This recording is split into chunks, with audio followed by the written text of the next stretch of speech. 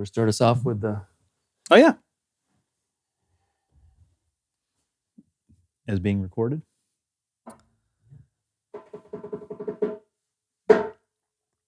And with that, we begin.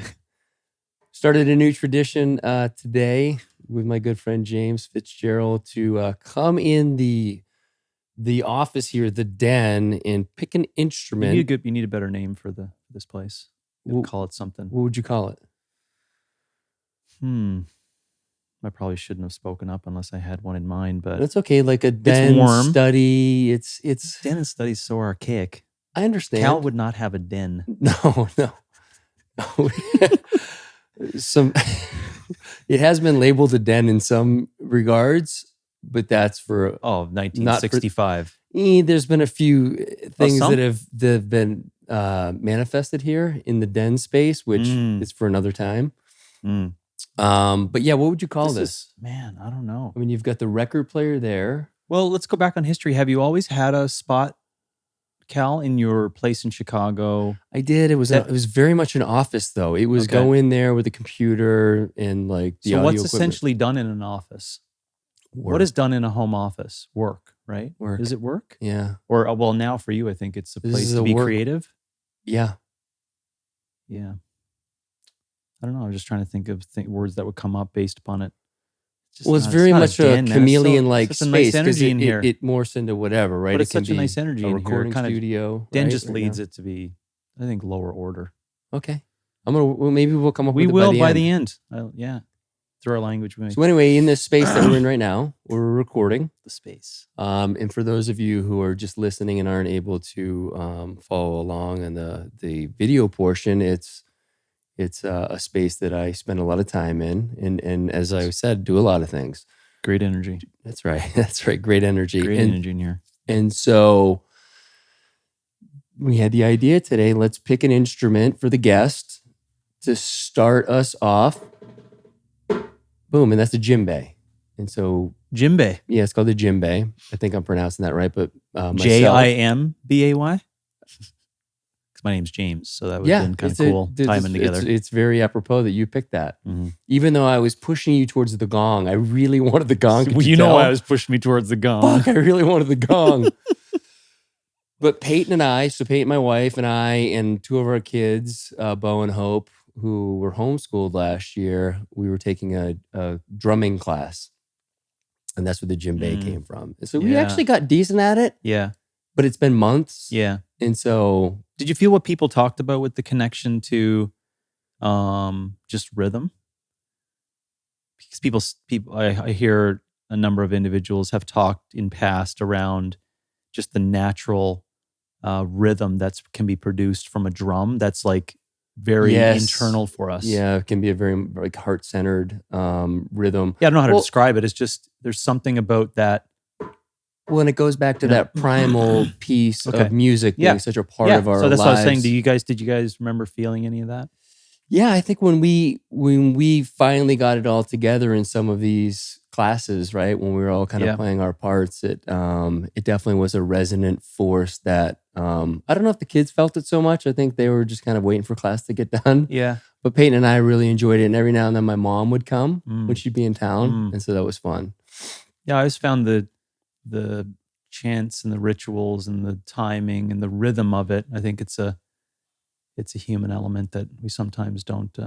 Well, it can get to that trance-like state that the idea is it gets you to those higher or different levels of consciousness, right? Yeah, that's the drumming, right? Well, that's probably why, because it connects you to what feels right. So your heart has rhythm. What does this bring me to? It brings me to Manfred, right? Mm-hmm. Lord rest his soul. Peace. Yeah, rest in peace. A shaman that you had introduced, you and Leanne, your wife, had introduced us to. And so Peyton and I went up and had an experience with him, and through drumming alone, and there was some sort of incense or something that he was burning. Through drumming alone, I had a complete experience that I had no context for. I had no idea that could happen. I'd never had one, but I went on a complete journey that drew in my grandmother. To the point where I was hysterically like crying and laughing at the same time. And my body was being like, almost like there was something attached to my chest and I kept getting pulled up, where Peyton, I think she's told you, would look over at me like, what the fuck, dude? I'm trying to like get into this moment. You're fucking around, laughing. And then eventually she realized that I was having this experience and it was solely done by drumming. And now I haven't had that experience since because of drumming, but now that we bring this up, I think I need to investigate that a little bit. I know I've had some friends who are really into drumming, and gosh, she's sent me, my buddy Matt Fisher sent me, I'm forgetting the first name, but Starnes is the last name, and just some deep drumming, like where you put the headphones on, lay down in a dark room, and it just takes you on a deep journey. And so that would be fun to explore that again. That was sweetgrass, I think, what he used, and tobacco. Is that right? Yeah. And so it's something important for you to know, because there's probably some things connected to the smell and the ambiance and the experience that was there that Manfred was just a master at. As you remember with the pelts and stuff, hey, it was such a great setting. And just last point on this for the rhythm, maybe. I think that's essentially why I liked exercise as well. There was so much rhythm inside of Dead Mouse and aerobic training and the repetitions have rhythm, heart rate has rhythm, you develop rhythm with your breath. And so I think that's essentially why I was asking maybe about the drumming experience that you had, because I think we're connected in so many ways to that. Yeah, and I think that even though I never really consider myself like I didn't identify so much with the aerobic piece of fitness, it was a little bit more, the power felt really good. There was something, and it was something, I mean, I learned from you, right? That was this how to really play in that aerobic space where it didn't have to be going for a long, slow run, right? It was multiple things. Yeah, and it was putting them together in a way where by the time you came back to exercise one, your body had recovered in a way that you could continue on in that same effort. And it was, whether it was a 10-minute, 20-minute, 60-minute piece, there was a beauty to that. And you put the right music on and there's a rhythm, and what happens? Your breathing drops into that, right? Hopefully, right? Yeah. You learn how to adapt. Yeah. I never really thought about that. Lots to be learned in that, in the rhythm of it. That's why we like double unders. I haven't done those. I haven't done those in a little bit of a while. But anyway, let me give you a brief introduction. Okay. Just for people who don't know you, and just, for sure, just to kind of make sure I do check that box as a podcast host. But James and I met probably 10 years ago. Yeah, when you actually said it on email of me coming down, and in your email you said that, we probably have a lot to discuss of our 10-year relationship, dude. I actually thought it was longer. So I don't know if that adds a little flavor to what my perception is of our relationship, but I think we probably go back further than 10 years, if you know what I mean. But I do. I think 10 years is, probably is just when you came up to the compound, right? Well, it's when I reached out. So this was, we basically met through CrossFit. Yep. I was training at Windy City CrossFit in Chicago, which was folks there had a flavor for the big dogs. Big time, right? Big time. And I was like what we were kind of coming up with. I mean, I was definitely beating the drum, right? Yeah. I was first and foremost, full disclosure, a fanboy. Yeah. I was an OPT. That was what you went by back then. I was an OPT fanboy, to the point where on the Windy City blog, I would sign it off as Cal PT. Yeah. Yeah. Right? Right. I mean, that's how I rolled. Which makes the picture that you sent back to your friends of you assisting me on a pull-up. Oh, yeah. Right. Good. So when I went up to finally see you in Calgary, I had to send a picture. This adds so much flavor to the picture. Absolutely. Oh, so good. So again, like fanboy, like you read about. But anyway, I was thinking about this. One of the things, I think you gave me your iPhone. I got you an iPhone because you would come down to the States and it was a pain in the ass. And so I got you a Chicago number iPhone. Dude, that was You so paid cool. for it. I know. But I thought it was so cool. Yeah. So one of the things that I've done, and I've recognized this, I've done it with you. A friend of mine now, Parangi, who's a master musician, body work, he's a shaman, he's all these things, right? Like Ajishante, we were just talking about. My buddy Kyle Kingsbury. I have a connection in some way with somebody, right? So for you, it was, this is the best coach out there. I love what he has to offer. Okay, instead of just sitting on the sidelines, I'm going to build a relationship with him because I want more of what he has. And so what I've recognized is that when there's an opportunity, right? There's an opportunity. I love the teachings of Ajishante. There's an opportunity to go to a 5-day silent retreat and he teaches. Well, why wouldn't I do that? Right? Instead of just sitting on the sidelines or reading his book. Yeah. Right? And I do the same thing with Parangi. I went on a retreat with him. And so create these opportunities to get to know that person better. Yeah. Right? Is this something? But you were capable of doing that. A lot of people are not capable of making those moves. For sure. But you acted upon it. I was capable. I had the resources, but I also had the fucking why wouldn't I? Yeah, exactly. That attitude. Yeah. Yeah. Right. And so, so anyway, I was training for the, at that point it was sectionals. We had sectionals, regionals, and then the CrossFit Games. I made it through sectionals, and going into regionals, my overhead strength, as you remember, was dog shit. I couldn't do a handstand push-up, any of that stuff. And so I reached out. I had about 6 or 8 weeks before regionals.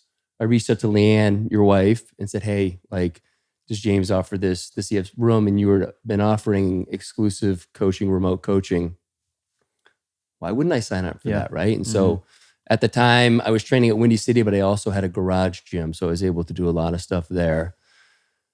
Like, I'd love to hire you for the next 6 to 8 weeks till regionals, and then, you know, we'll see. Thanks for everything. And then through that experience, I ended up having a really challenging experience at regionals when we were doing the snatches. It was too much. I hurt my neck, blah, blah, blah. But what happened was through the experience of training, like I found my coach. And so from that point on, it wasn't like I'll see you and I'll go back and follow your blog. We remained coach. Yeah, we built something more than just the program to help you overhead.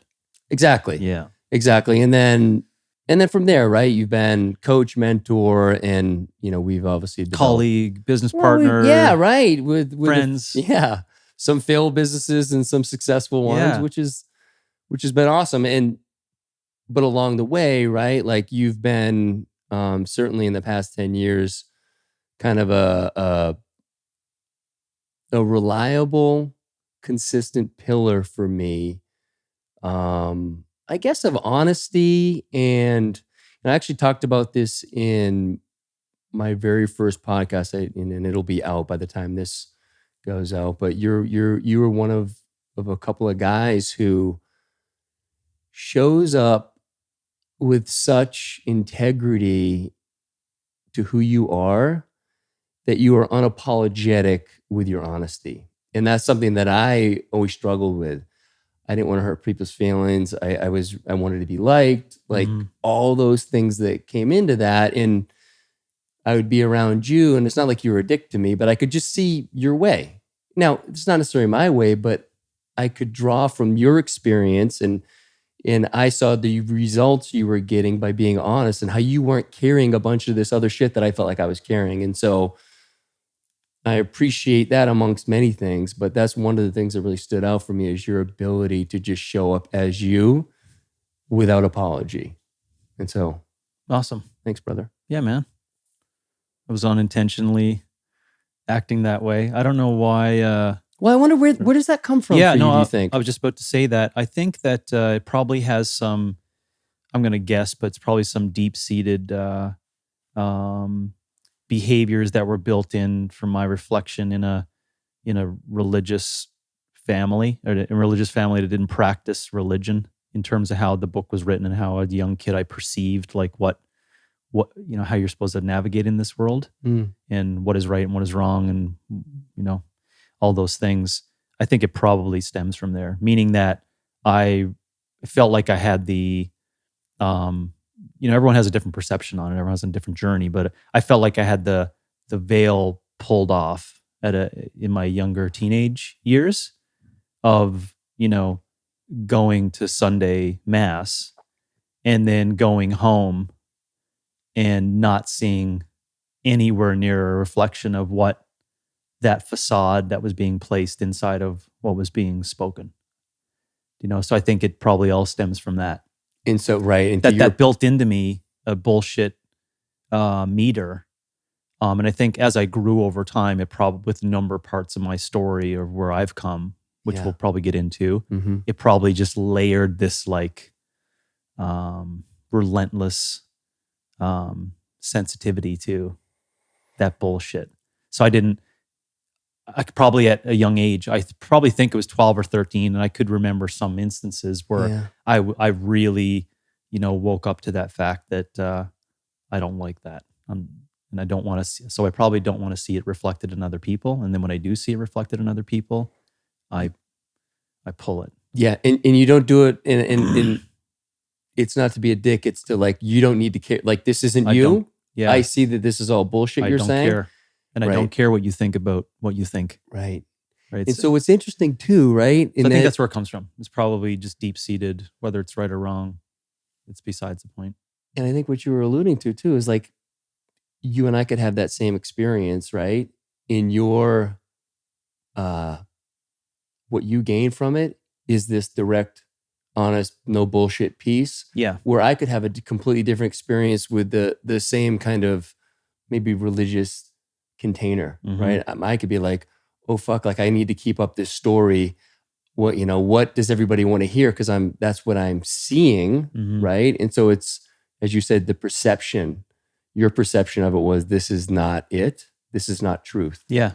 Yeah. And I think I probably want to just not spend time on that. Because to me, it seems, and this is where it can seem arrogant, it seems petty and useless to spend time with the small conversation and the useless little stuff. That's how I see it. Again, it doesn't make it right, but that's how I see it. So that's why I don't want anyone around me who does that little stuff. It's just exhausting. This is what this brings up for me. I think about our buddy in your former client, Turts, right? Noah Rothman, and how it used to just grind his gears. Your responses on email were so short. He's like, what the fuck? Like, I'm paying this money. Like, he wanted more from you, right? He wanted more of you. And I got that. I didn't articulate it that way, but I was like, I wanted the same thing, right? I'm like, I want more of the coach, but it was what I recognized, right, over time was it wasn't about that. And like that kind of stepped into this idea of detached caring. And it's like, listen, I don't have time to stroke you and do all these things. This program that I'm writing for you, right? You as coach. I'm confident in it. Well, it's not only that. It's like, I don't care how you, like, if you do it, don't do it, whatever.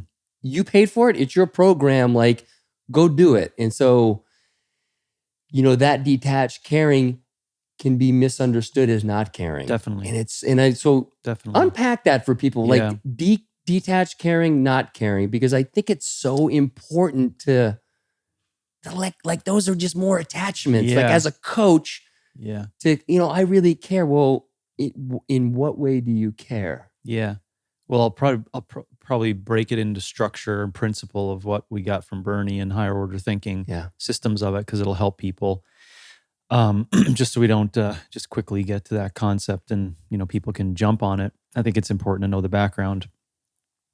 I think I had always practiced detached caring based upon these previous things we just talked about of growing up as a youth and through sport and then getting into coaching.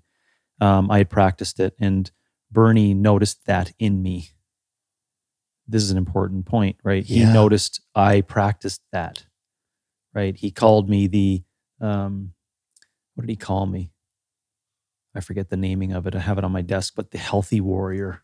Mm-hmm. So he said, you, since a young age, whatever you got it from, you have the ability to strike a chord with people that tips them hard, but inspires them to be better. Mm-hmm. So this practice of detached caring, I think I practiced all the time. I wasn't even aware of the fact that I was doing it. But then Bernie put it in structure. This is my point. He put it in structure, made sense of it by saying, in order to build the highest amount of trust with people, you need to be competent. You need to be consistent in all your practices, and you need to care. And so where caring comes from, the triangle of trust, right? That's right. Where caring comes from is the triangle of trust. It's a part of building as much trust as possible in my world, which is fitness, relationships, and coaching and client stuff. And the way that you build that is to develop the deepest amount of caring. And there's a continuum of caring, right? Caring, it's about really caring for the relationship. So if you can't really put the language of detached caring in any concept, it has to be in a relationship. So when we say, how much do you care about a relationship? That's what you're asking. So the highest order form of caring in a relationship is such that each entity of the relationship creates autonomy. Do you see that? So if your vision of the highest order form of every relationship is essentially for each one to be able to work and navigate unto themselves, then what happens over time in any relationship? It has to break apart to essentially allow each of them to get to their max potential of autonomy. So the lowest order form of caring is, as an example, helicopter parenting or micromanaging. And what's even worse than that would be someone that virtue signals, that's how you care. Because they're essentially have some psychological disruptions they need to take care of, and they're actually not caring for people. It's a power that they want to have. But the other unpack that just a little bit, because I don't want that to be glossed over, because that's very prevalent today. And so I think it's important for people to recognize it, because those very people, that there are going to be people listening that feel challenged by that. And because they don't recognize it. What's that? They don't recognize it. They don't recognize it, and don't understand that maybe what they're doing is actually the proper way, like to parent or whatever. And so anyway, what's that? So it could come up in a number of different ways. So we don't want to just lead off your last point on parenting, because that could be a number of issues. But just in the case of they'll send this beacon and preach about it, and say that's how everything should be done, by saying this is what care should look like. And in practices, when you get inside that person's home or in their day or watch their actions, it's actually what they want is power over the relationship. But they're sending off signals and promoting the fact that they're caring for people by creating dependency inside. There it is, the dependency. So by me caring for you, you are now dependent upon me. And it's in their mind, it's admirable and virtuous and righteous. Do you see that? And they'll and that's why I call it, a signal. They're sending off all this is the way it should be done. But then if you really get inside of it, it's actually a dysfunctional caring, because there's dependency, if it's making sense. So, and then 100%. That dependency can lead to, bad situations. So the truest form of, I guess, the deepest form of real great caring for people is detached caring. And that's why I had to unpack, or use your word, unpack it all, because it can come off as being like you're a prick, but I just don't have the time. You got to figure that out for yourself. So I just quickly get to that point of you got to recognize, that, why you're needing to have me email you 7 times more. Right. You need to do that.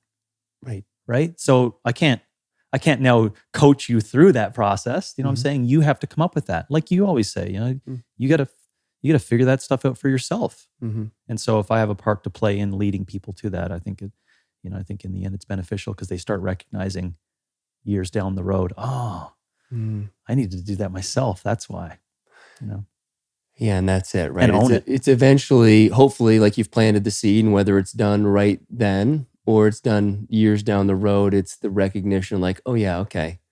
And it's what I like to call on in these cases is that self-forgiveness. Like, just it's okay that, I know Terse is going to be listening to this, right? Yeah. I was there too. Mm-hmm. I understand, he understands that detached caring piece now and where that comes from, where that neediness, right? But anyway, those fucking short emails, like, son of a bitch, how's he do it? Yeah. But anyway, give us It's also practice too, because sometimes I would be lengthy and then recognize it was just in myself. I just wanted to do that because I wanted to feel good about being lengthy. And do you know what I mean? It's just wrapping a whole bunch of shit nonsense into it. Yeah. Well, can't get out of your own way. No. But I just recognize that over time. All right. Well, let's shift gears a little bit. I want to back up a little. Yeah. In whatever format or whatever way you want to share kind of your background, kind of what got you to today, in any way that you'd like. Oh man, I've been asked that one so many times. I'll try to be, but I'll try to be. You can be as concise as you want, because I know there's a bunch of stuff. I wasn't thinking of the brevity. I was thinking of the language. Okay. Because in all honesty, most times that I get in a public format to speak about anything, all things are pointing to where I am in my office. But I'm not in my office.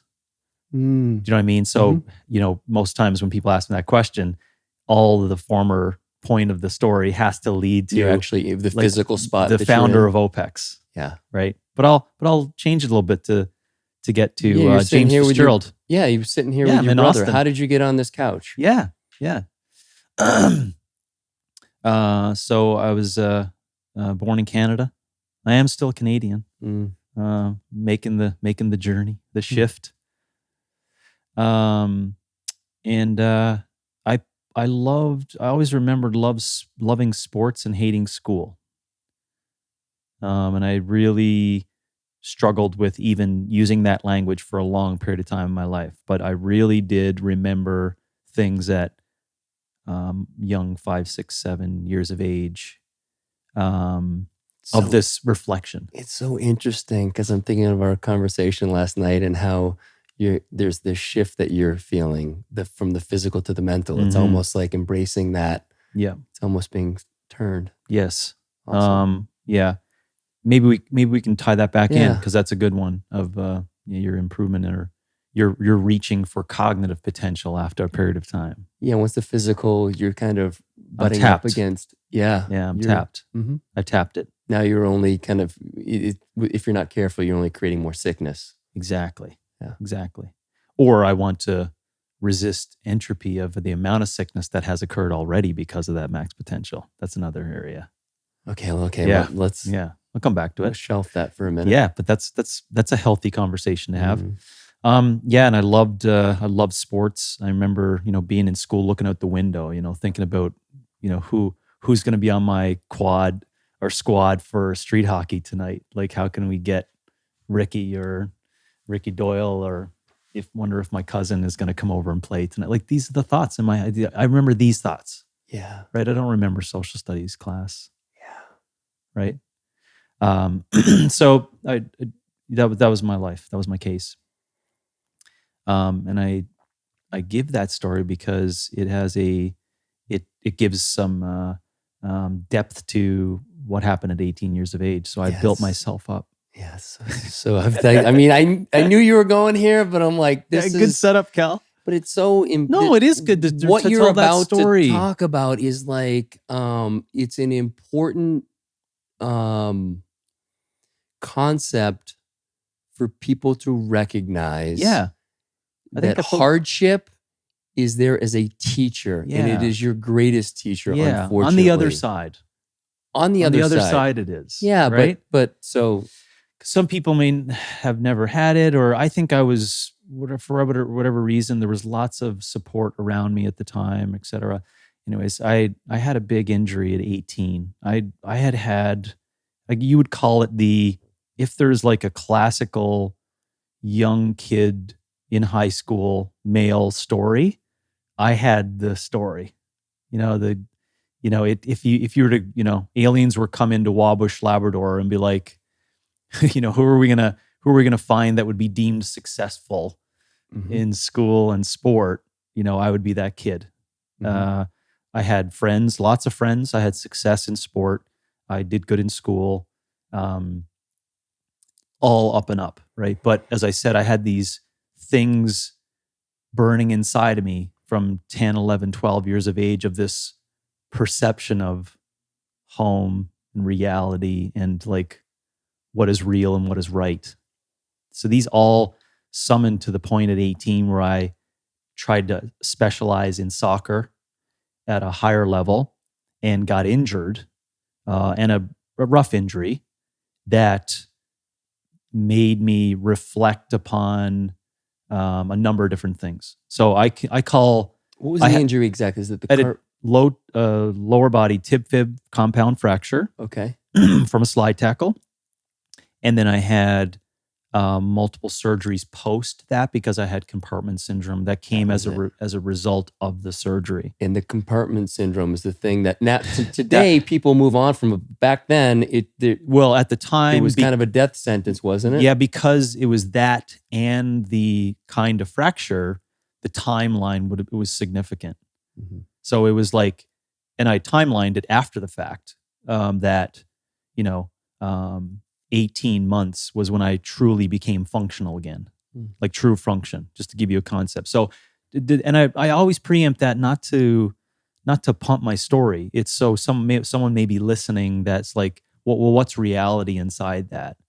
And maybe you're experiencing something shitty for a couple of months, and maybe it takes a lot of time. Like maybe you need to spend time in the desert, for months just carrying that burden. So at 18, I had this, and I think it was just because of my curiosity and maybe my sensitivity to the things I was talking about earlier that I recognized quickly, which is kind of threatening, that I was just a fucking number. So I had built... You got a scholarship that was taken away. Yeah, and I had built what was more than that is what was in my mind. I had built up myself as an athlete. Yeah. Right. Like I had this persona and personality and, all this character dripped around it that I cared about so much that when the physicality and the ability for me to be physical and actually practice that was taking away, what I meant is that I quickly realized at 18 years of age, which is a stark, hard reality, that I'm just one little thing in this entire thing. I'm not as... And at that age, it's tough to get. Right? You get punched in the face with the fact that you're not as special as you think you are. So at 18, a young 18-year-old man who thinks, the life is like, dude, this is, I'm going to English Premier League. I have my mind set on going to Michigan NCAA in soccer. Soccer at that time, this was 92, was being really built heavily in North America. So I would have been one of those kids that were pushed into the program to grow soccer in North America at the time, to lead into the Olympics, and the North American soccer program was trying to grow. And I felt that wave and I wanted to be a part of it. And then that was stopped. So that led me to, do you want me to stop there in the timeline before I carry it over? What is so interesting to me, I know this story. We've talked about it a number of times. But for me now, right, like, what you experienced at 18, I didn't really experience until I was 46. Right? Now, I had, as we were talking about, off camera, like I had some scaffolding that helped me, but I also was in a deep state of, who am I? What is this? Like none of this matters. Right? The unfortunate thing is, like, I played sports up through college, right? Had fun. And then what do? I go on to a trading career in Chicago. And then I have a successful trading career for 18 years, right? And so I'm just delaying this awareness, this understanding, this idea that that I am just there's nothing special, Mm-hmm. right? Until you kind of break that down and then start to maybe connect to what's kind of a deeper inner truth. Mm-hmm. You had the benefit, right? You didn't realize it at the time, obviously, Mm-hmm. but at the age of 18, to be saddled with this. Yes. And then, so anyway, wow, but again, like, yeah, no, I'm grateful for just that. never know when you hear something, no matter how many times I may have heard it or whatever, like the depth of what you felt. I didn't really understand what you felt until what I just went through a couple of years ago, if that makes sense. Yeah, no, for sure. Yeah. And so for some people here listening that maybe they haven't had that type of existential. Yeah. Or they have ups and downs in it. Yeah. So anyway, yeah, no, I think that's why we tell our story, is to kind of help out for those people who may have had that. It's not to make you and I both human. It's to make them reflect that, it does happen. And there are stories where people persevere and they move on. There's also lots of stories where people don't persevere. They don't move on. Because I had those thoughts, those nihilistic, and I didn't have the faculties at a young age to really protect myself. That's why I'm so grateful for the fact of getting awakened to reality and morality at 12, 13, 14 years of age. That certainly helped me. So again, all this it's just a great lead up, So, to make it, fairly simple, it's not that hard to recognize why I love so much about the investigation of physical culture today, right? It shouldn't be too hard to recognize that. That's my story. That's what I've lived. That's how I would call it like the second version of my life, right? That saved me. That took me from this place of you're broken, you're nothing. You're just a fucking number, right? And then realizing that in order to get my way out of that, to build myself again, to build everything, right? Everything that I thought I just deconstructed, or it was deconstructed for me, right? In order to build myself back up, I had to go through physical rehabilitation, right? Physical rehabilitation, where I got little glimpses and insight to the power of hard work and physical training. That strength. So if that think about what that did for me, right? Yeah. That was the medium that I saw as the transformative properties to wake me up. Yeah. Right? Those are powerful words, but that's the truth. Like, I can only say it now as a 46-year-old. Yeah. And I said it differently when I was 33, and I said it differently when I was 20, right? But I can say that unequivocally now. That saved me. So if anyone questions, like, why is he so interested in fitness and why, I'm telling you the fucking story right now, right? If it transformed me as a human, you probably would make sense to you why I think it's pretty fucking important. Yeah. Right? And then I tie in a whole bunch of other things to it. But so I wanted to learn about it, Callus, like this strength training that I'm doing and this fitness thing that made me feel like it was a base support of a new person. Right? And so I wanted to learn all about it, like why my muscles doing that and why when I breathe, this happen. And so I went to university and learned about it, and I came out and dude, it was my book was written, like my story was written. It's like, get out there and like preach about, what transformed you and why you feel this is so important. And since then, to make it real short, I've just been nonstop in investigation of physical fitness and exercise, and to the point where, I'm a 46-year-old in a wonderful relationship with two beautiful young girls. And I got no complaints. It's good. It came out good on the other side. Yeah, and I don't want to skip over the part in 2007 where you were the inaugural CrossFit Games. That was a part of the physical expression, for sure. Right? It's like I finish just for years of idea. I finished my university study in 98, and so I've been practicing coaching since 94, because that's when I went to Memorial University in Newfoundland. So for 25 years, I've been coaching and inside of the fitness game, but I really put it into a business practice, in 99. And I just was a whore to the fitness industry. As I said, I wanted to get out there on my, what you called it earlier, soapbox. I wanted to get up and preach, like tell everyone, this is the power of physical education and physical culture and fitness, and how it can serve you and how it can be an unbelievable medium for you to discover things about yourself you never thought possible. And I started just doing that, and you do it and you do it well, and people get infected by it, how inspired they see I am around spreading it. And it makes people want to be better people. And it makes other coaches want to sell that idea also.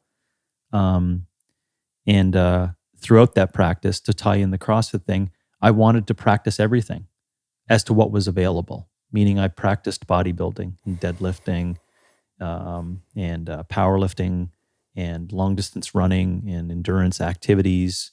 I never got into pugilism or mixed martial arts, boxing, fighting, etc.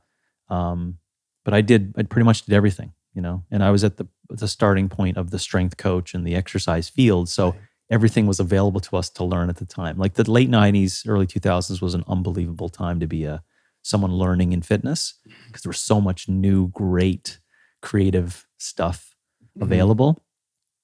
And one of these things that were new on the street was CrossFit. It was a concept of online exercise, and the exercise and the way it was done was different. And when I first started doing it, I recognized there was something inside of there as a tool that would give me decades of work of investigation inside new concepts of fitness. So, almost I like can it was imagine a black box type of thing, and you're like, oh, there's no kind of end to it. more like a Pandora's box. Yeah, that's fair. Yeah, but just so much good stuff inside of it. Right? Sometimes it takes some crazy thought to change up ideas on how you put together a program. And that was a crazy thought, as an example. I tell the story all the time. It's like up until the invention of that, fitness was basically only delivered in one way, right? It was like weight training and cardiorespiratory activity on a machine. And people were like, oh, there's more things than that. It's like, not really, dude. No, not. Some people were creative and some people offered different things. But what CrossFit put into the mix was saying, like, you could do weightlifting, snatch and clean and jerk movements for reps in a metabolic scenario. It just broke all code. You can do dynamic gymnastics activities. You could do mixed modal activities in multiple different energy scenarios. It just broke the whole thing. But I saw that though, and appreciated it. I think that's why I may be vilified inside the world, as long with somewhat respected too, because a lot of coaches at that time who, let's just say, were my partners in crime and we were all growing and becoming, they stuck their middle finger up to that concept because it didn't coincide with the structure that was already built on the history of strength and conditioning and how it was offered. Oh yeah. Yep. Right? So yep. You can see if you jump in that ship, I'm now kicked off. Yeah. I'm kicked off the boat. You got to pick sides. Exactly. And I was, they don't I was want always, you on that. I was always open-minded. Yeah. Right. And I saw this as a way for me to also, become an athlete again as an adult, right? Which, as you know, is still deep-seated inside of me, right? Yeah. So I get this little sensation of like, wow, I can actually exercise and compete at it. The two things that like are just bringing my two worlds together, right? And if people don't know, it's an online competition every day in an exercise format, and you would post your scores, and I just did that over and over. And I was in it for, I would call it the correct intentions, whereas I was not providing it as a resource to my other clients at a high intense level yet. I was practicing with myself on it. Gotcha. And the only people that knew I was doing it were my close friends and my wife and some of my trainers and the rest of the world. The reason why I say that is that I didn't push it as a philosophy or say that it was the only thing that people should do. I just put it inside my toolbox. But as a person, as an athlete, I did that every day to kill people.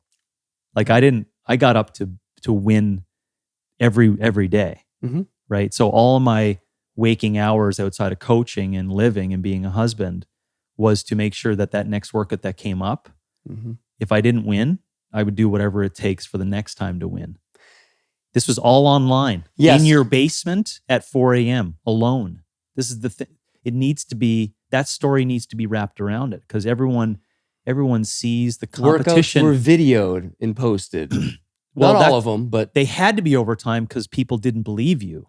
right. So people wanted to start to create some reality to the 2-minute, 30-second Fran, right? It's people like, no, it's not possible.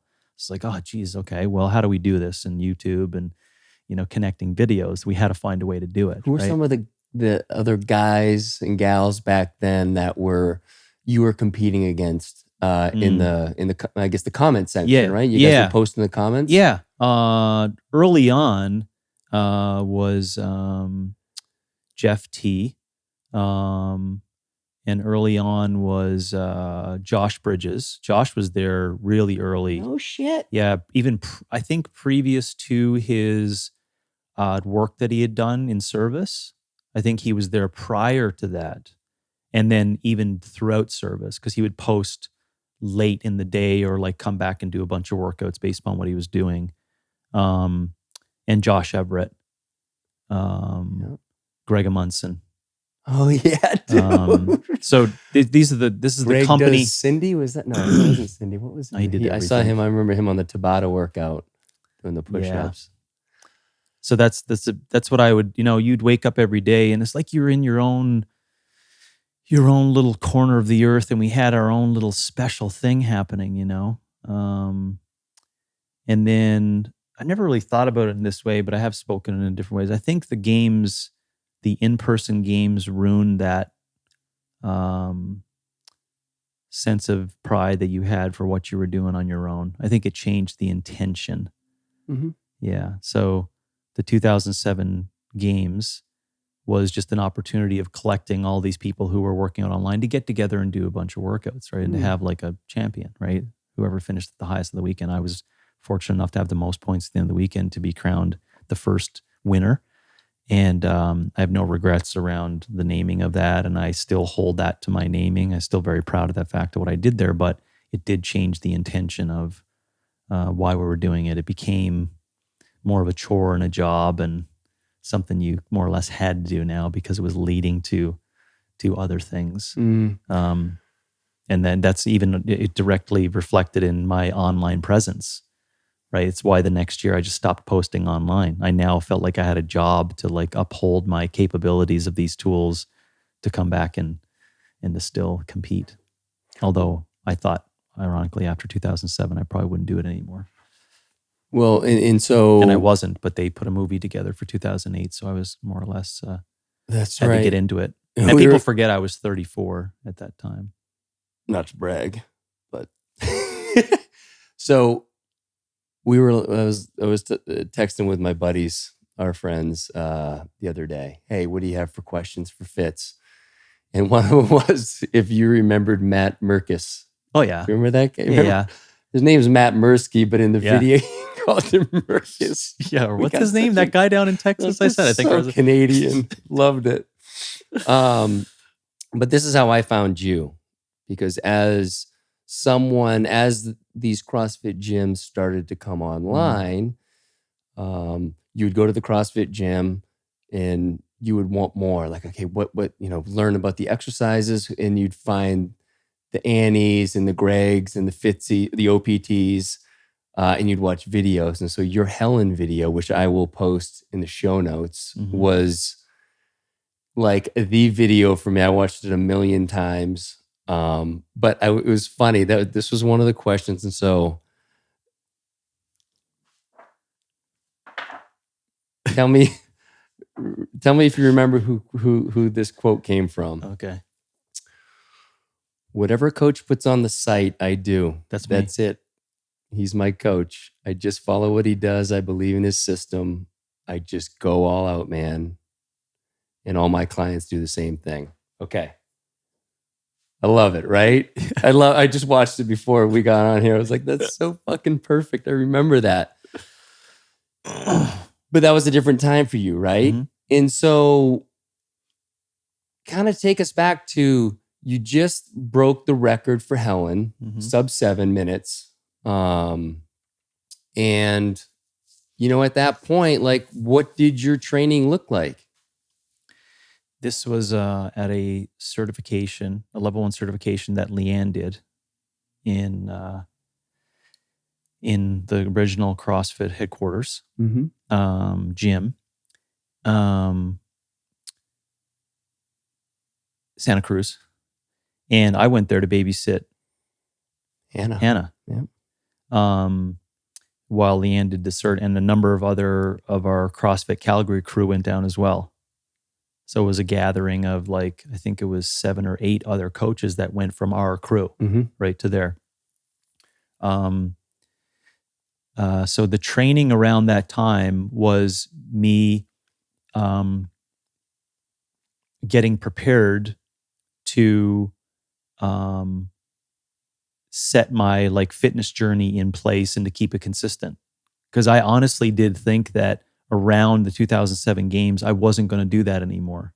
I knew I was older. I knew I'd been in it for a while. I also knew, if you started to recruit and find a bunch of young whippersnappers, the amount of work that was going to be necessary to go into this was just going to, like, destroy me. So I saw that ahead of the game. So I knew that I was going to, like, have to make coaches now and build up my athletes and give them the experience that I did through the practices of CrossFit as to what I was doing. So at this time, to answer your question, I was really just practicing and getting very creative in how you blend this tool to get really good at it.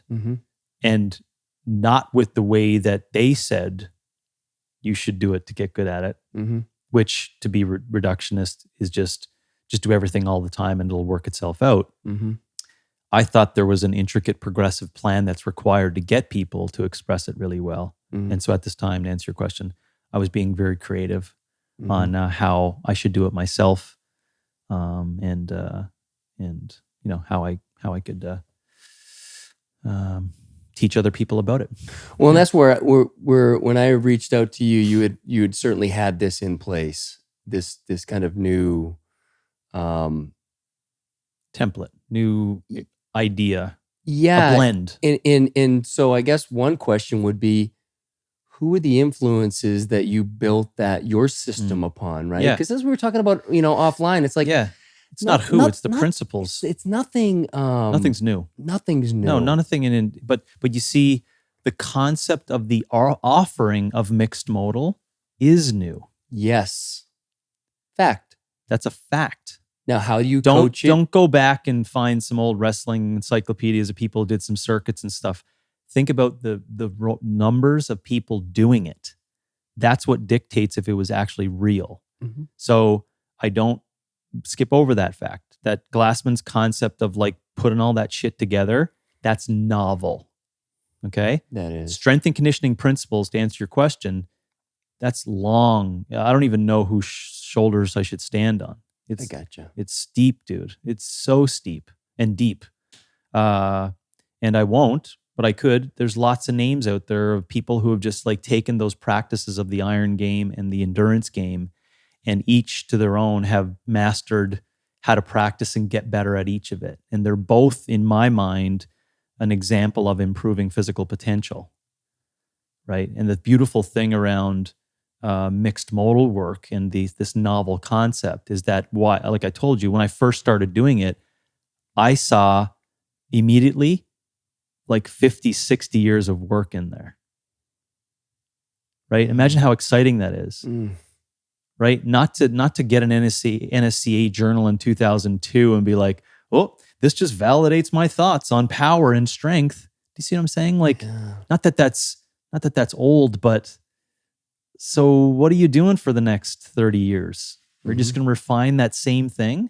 Or are you going to push the limits on physical expression in different arenas? And that's what I saw this mixed modal thing as, right? So, I forget how we got to that point. Oh yeah. So my mentors were all the mentors in strength and conditioning.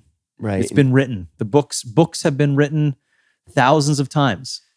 But what book has been written on how to do concurrent methods of training using multiple tools, 0 books. And are you working on that right now? Well, I've contributed a education called Mixed Modal Yeah, right. as the starting point, I would say, to that, like, I would hope, decades of growth where other people are going to pick up where I left off when I'm not here, and they grow it and massage it and make it more refined. But I think I've started that indirectly through this education or through my own practices. Any inclination to pull it into a book or anything like that? I'm not sure. Okay. I'm not sure. Maybe down the line, so people can understand it a bit more, like at a public level. That would be a good practice. As you know, probably if you don't know, it probably requires being 6 months in the woods alone. Yeah. To kind of make it worthwhile. But tying back to your comment there, thank you for that audience member that asked that question. Dave Regula. Yeah. I didn't. If I didn't know it was regs, it's definitely from people that care for me, but they also want to just push my buttons. Yeah. So I know where it comes from. Well, that's because it too. They're like, you're so anti CrossFit, but I got you on camera saying that you followed it to a T. Well, I did, and it's what I did. And that's my sport. That's the other reason for bringing it up. But it's like, so people should see it as a way to follow something and get deep into it, and not to like recognize we're always changing. Yeah, some of the shit we're gonna say today in 10 years, we'll be like, "Fuck, man." Maybe 5 years. Maybe next week we'll be like, "Fuck, dude." Like, we're changing. New information comes in, but it was real. I did follow the program. You believed 100%? I believed in it. That was truth. Under sport context, I did teach other people who wanted to do the sport around what I was doing. Yeah, right? So that's what I did. And that's it. And that's to like defuse that whole like, oh, look at what you said, right? It's about, and we had talked about this again off camera, but just having that nuanced sense of, you were very careful there, or not careful, but you didn't say, I shouldn't say careful. You didn't say everybody should be doing this. You said, this is what I'm doing and my people, and we go hard, and this is it. That's how we did it. Now, if they had asked the question, which they didn't, everything's taken out of context, like this was numerous times, which I appreciate, because it makes me refine the language. It was in the context of winning at CrossFit. So they didn't give you the first minute of video or the next subsequent couple of minutes, right? And they never gave you the video, just to finish this point, on my conversations as to what people should do for health for CrossFit. That stuff was never released, and which is the reason why Black Box, everyone wants to, the Black Box Summer, why people want to wipe it from the history. That's right. Because when I stood up there and spoke, I remember that. I did not say this, right? Was this when you It wasn't in the context. Yeah. The continuum? Yeah. It wasn't in the context of sport. That was in the context of sport, right? What would you say, James, to people who want to be as good as you? I have a coach, I follow what they say, and I give this to other people, and we just go hard, right? Okay, James, follow-up question, which was not on video. What do you think about this in the concept of health? I would have said, I don't think you should do it, but there's some nice tools inside that you can use to improve people's health. So sound bites are better. Mm-hmm.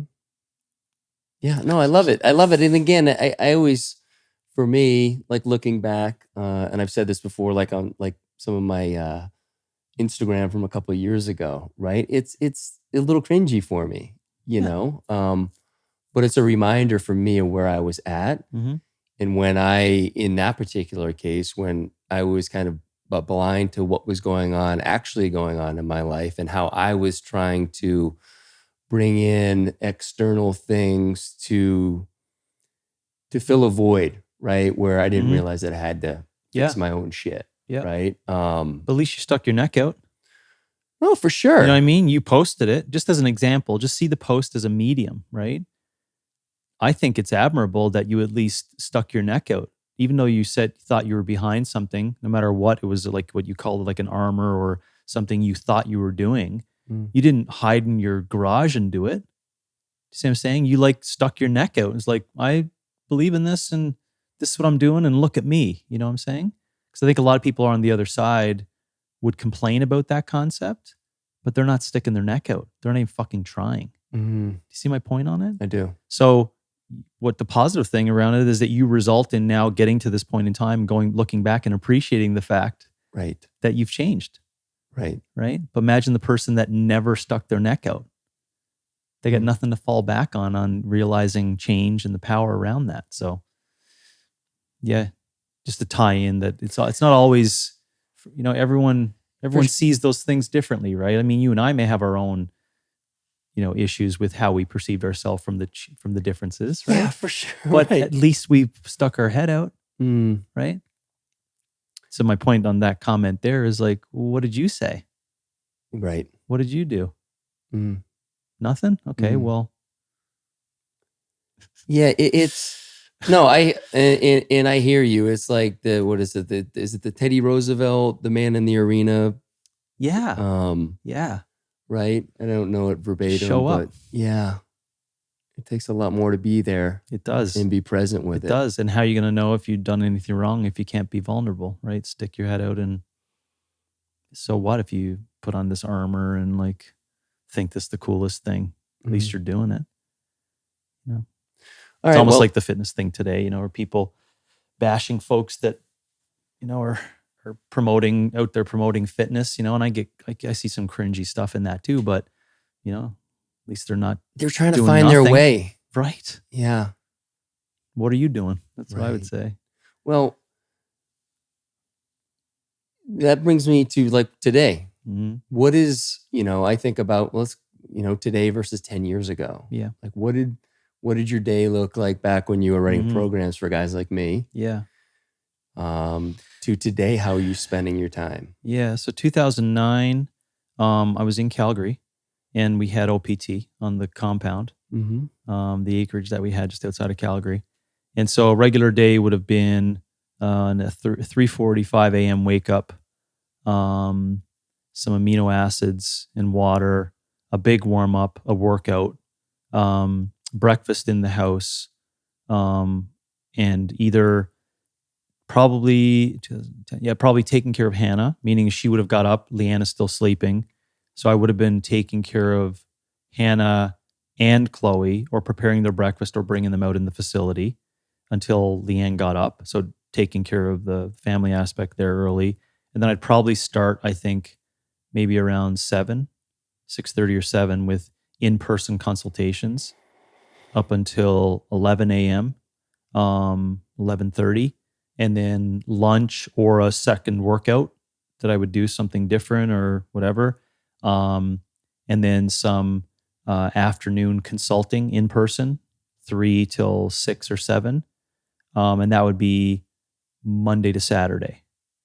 And then on Sunday, I'd wake up before everyone, do an exercise session, and then write programs for 6 or 8 hours straight from Sunday morning, either offsite at a coffee shop or, I did that for many years. Fuck, dude, so I'm exhausted just listening to that. Yeah, but I was so alive. Yeah. Yeah. I'm fucking honestly like that. Yeah. That's why I clear as day remember that because it was my, remember, go back to the story. I felt like it's my contribution, right? That's my service. Yeah. Right. That's what I do. That's what makes me up. Right.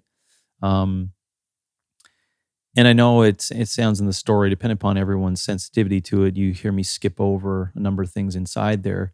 That doesn't devalue those people or that situation, right? I speak of my wife and my family. They were a stable support system that worked with me on that project. So I just put that innuendo in there for people to understand that, yes, I did have a life, that was only those things. I was a husband and father and a coach, and that's it. Like, you came to visit. I don't have friends. I never did. I still don't. I don't have a friend that comes over, My wife is my friend. My kids are my friends. So that was happening in 2009. 2019, I wake up at 4:55 a.m. sometimes before. I go to work. I turn on the happy light. I drink and have a coffee with Laird creamer. I have some of that here. I didn't Nice. taste the That's cacao. okay. That's okay. version. That was good. Anyways, Okay. maybe you can have Laird on here to have a good conversation. Yeah. And tell him I really like his stuff. So I do some reading then for half hour, 45 minutes. And then I do some exercise in our gym at Opex. And then 7 a.m., 7:30 a.m. I start, and my day is full of numerous different things. I have lots of projects going on. I only coach one person right now, and that's in person. That's an athlete at in Scottsdale. And that's generally the afternoons for 2.5 to 3 hours in the afternoons. We coach full time for that. I also assist one of our other coaches on site with that. But the rest of the day is, educating coaches around the world on Zoom calls, doing presentations in person, locally or in the area, researching, writing, doing some, I would call it technical stuff of putting together courses in education, helping our coaching program, our online coaching program. Yeah, just let's call it, the founder's role, of a number of different things. And A classic, no longer working in the business, working on the business type of. Yeah, for sure. Yeah, in majority, most definitely. Well, And then 3:30, yeah. 3:34, I head home. Spend time with the girls. Just basically they're just doing some homework, and they come out back playing with me and Leanne and Lily, just doing some shit out in the yard. And Lily's your dog. Little dog, yeah, Pomeranian Chihuahua mix. And then we all have supper together. We make it a rule of thumb that we sit down and eat together for supper, and they all have, because the girls have breakfast as a rule of thumb too with mama. And then on the weekends, I'm just interjecting some of the nice rules that we have as a family that I really enjoy. I want to shelf that. Okay, yeah. Because So I I'll want to finish my talk day. about the importance of the concept around that piece the rhythm. afterwards. Yeah. So we eat together, and then they have some activities for guitar, art, soccer, basketball, volleyball. They play, they do activities.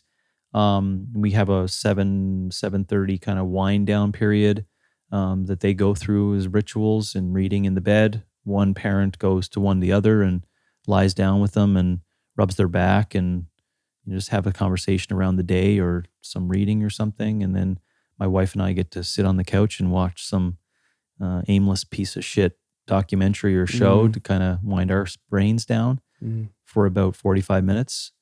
We call it a day, and I just press reset on that puppy when we wake up. And that's what my day is like today in relation to 2009. Couple things. In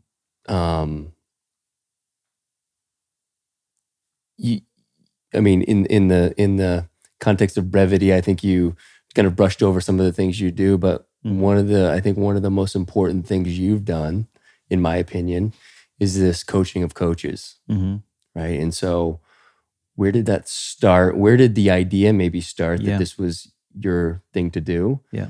And then what did the kind of the beginnings of it look like, and where are you today with it? Because it's pretty big. I've been through the program. Okay. As you know. Yeah. Well, maybe I could learn something today too around maybe massaging what big means. So we'll come back to that. Okay. Right? Like, what does big mean? I personally want to, like, I'm asking that we should probably massage that a little bit if it's worthwhile. If not, another time or whatnot. But so essentially how the coach came about was, if you remember what I was speaking about earlier, I think that because I really liked my job, my clients and other people saw that I liked it. And so when you just do that over and over for so long, which I did for, 14, 15 years before these questions started to be asked of, like, you always get the questions, if you could tell me, like, what is the secret thing that makes, and you get that question over and over and so many times, you actually start seeing that because of the questions that are being asked, there's a requirement in the fitness universe for some of my teachings. So that's how it came about, essentially, was lots of coaches asking questions and a reflection in my eyes that what I've learned thus far, I probably need to start the book writing, the seeds. I need to start to set the seeds. Bring it all together. To bring it all together to teach others how to have that inspiring feeling as a coach that I have. So I just, said to myself, with how I'm answering all these questions, and if I refine it in an elevator pitch, what are the things that I really think a coach needs to be really good at to, like, really get what I really enjoy? And it was having good business practices, which we teach, and how to make a business and create a business and successfully maintain a business and all the shit that's wrapped around that. We call it savviness, right? You develop business savviness. Which at the time, a lot of CrossFits were struggling to be businesses. Just gyms, right? Because if people don't know, who are not in the fitness space, the spawn of a fitness coach, business is not connected to your competency. Right? People forget that. It's like, it's missing in a lot of industry and a lot of, I would call it trades out there, but you don't get a business course connected to your knowledge, which is a big missing link. So to your point, it's not just CrossFit gyms, but a lot of people were just struggling because they got into fitness because they loved fitness. And they forgot that in order to do a business around it, you also have to know how to do business practices, right? In the confines of wherever you are geographically. So we teach business and we teach consulting, relationship building, which, is probably the strongest course, the least popular, but the strongest course, because it ties in everything around what we're talking about today, and, communication and relationship building and trust and empathy and being authentic and being vulnerable and questioning who you are as a human and what do you know and what don't you know. So all those things. And then practices of assessment, physical assessment, practices in program design, like how to put together a program, and then nutrition and lifestyle, how to nurture someone and how to teach them how to take care of themselves. That's a key point. So those are 5 pillars of CCP: business, consulting, assessment, program design, and nutrition. And CCP is coaching certification program. Coaching certificate program from my company, Opex. And we started in 2009 originally, where I sat down and put pen to paper and worked on it, for a year or so and put it into practice. And it's been in its 3rd evolution now.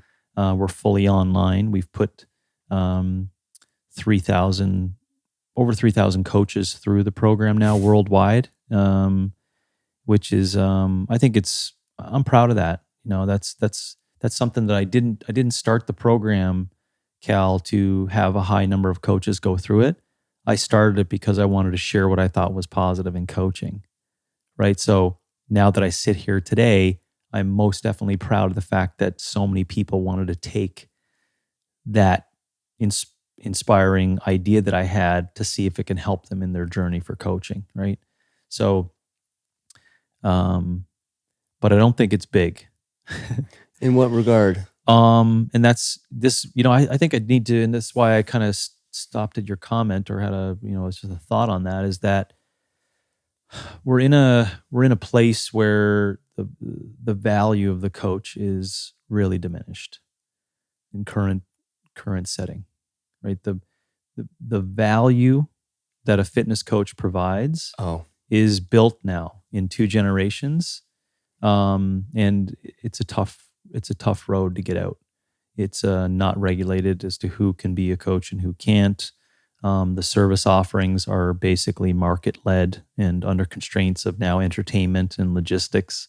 And it's got nothing to do with competency or relationships. And so just speak to that a little bit, like by the the nice video production, the marketing, and all of that. It's market led. The client, well, essentially, it's deep, Cal, but and I'm not walking away from it because it is deep, but it's lengthy.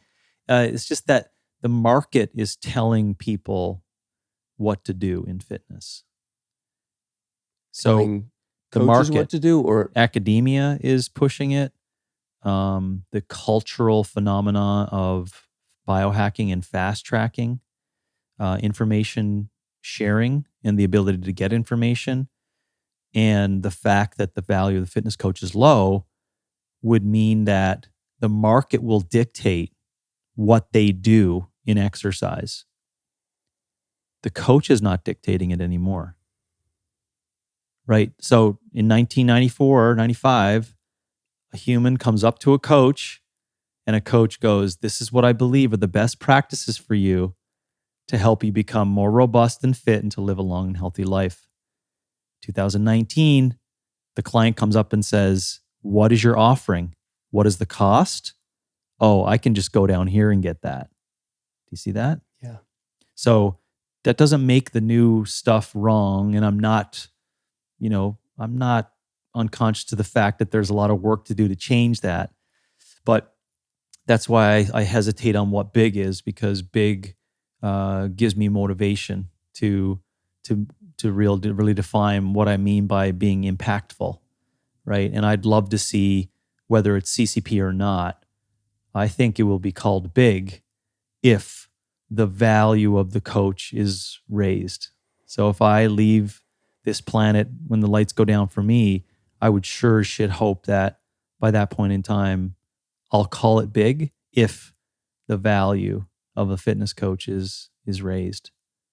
So that's why I think I get a little stuck on what is big, because people will be like, "Oh, just be grateful you have so many coaches gone through." Listen, I'm happy about that. I love the coaches that come into my program. I love speaking with them and hearing about their struggles and their stories, and love passing on information that can help them. But in my mind, I'd be dishonest if I didn't say that I'm not happy with what growth means for that.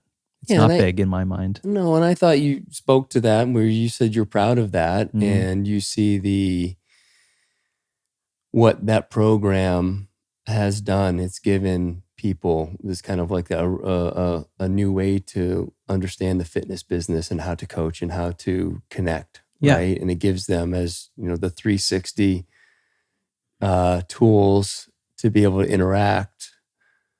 But it's like, so what? I don't know if this is even like what is something that needs to, like, what do you see as something deterring or something helping move the value of the coach north? Like what? Well, the current system stifles the production of, because we're feeding the market's minds and behaviors. I'm here with my Peloton. I know. That's a perfect example. Yeah, but I mean and it's, and I'm not laying blame to anyone. It's just the current system is one thing that's stifling that, right? Secondly, it's what and it's an energy in this room and in your podcast and what you know to be true now today. It's fucking chaos out there in thought and cognition. So when that is the case, that also means that everyone that you get in front of you now, not just if they're a 38-year-old, but their kid is going to be the same way, is that they're going to have a lot of chaos going on in terms of choices, and like they're going to have a hard time of recognizing what is real and what is right. This is embedded in culture now. Really go into that one, because that is such an important. I'll give you an example what I mean by that, because that's a strong statement indirectly to lay it on top of a whole lot of things, right? But a real relationship in 1988 was based upon the energy that you felt next to one person, right? So if you were to ask any kid in 1988, and I say this because I was 14 and I knew who my friends were. These were, I call them underdogs, no one knew about. They're the kids that no one really wanted to be around in school, but why did I choose them as friends? Because they'd fucking step in front of a truck for me, right? That was fucking real. That's a real relationship. My point being, and why I'm looking at you hard on this one, is that people perceive that those same relationships are across a phone today. That's not real. No. That's not real. that person doesn't give a fuck about you, right? They will not step in front of a truck for you, which I felt in those young kids that had friends at 14. They would have, dude. They would have fucking stepped over fire for me at that. That's a real relationship. And that's what I mean as an example of it's so fake today that imagine you grew up as age 3 in that scenario. By the time you're 18, you have no idea what is real. That's your real. Right. But so then you get into the argument of, well, what is real? Well, the fact that we're having that, but the fact that we're asking that question is a problem. Right? That's a problem. So that's what I mean by that. People don't know, and now they're so confused. And this is the fucked up thing, Cal, is that it's pretty fucking simple. It's pretty simple. You do resistance and physical challenges, and you do aerobic work that allows you to teach sustainability, and you eat good food, and you eat with others, and you be kind.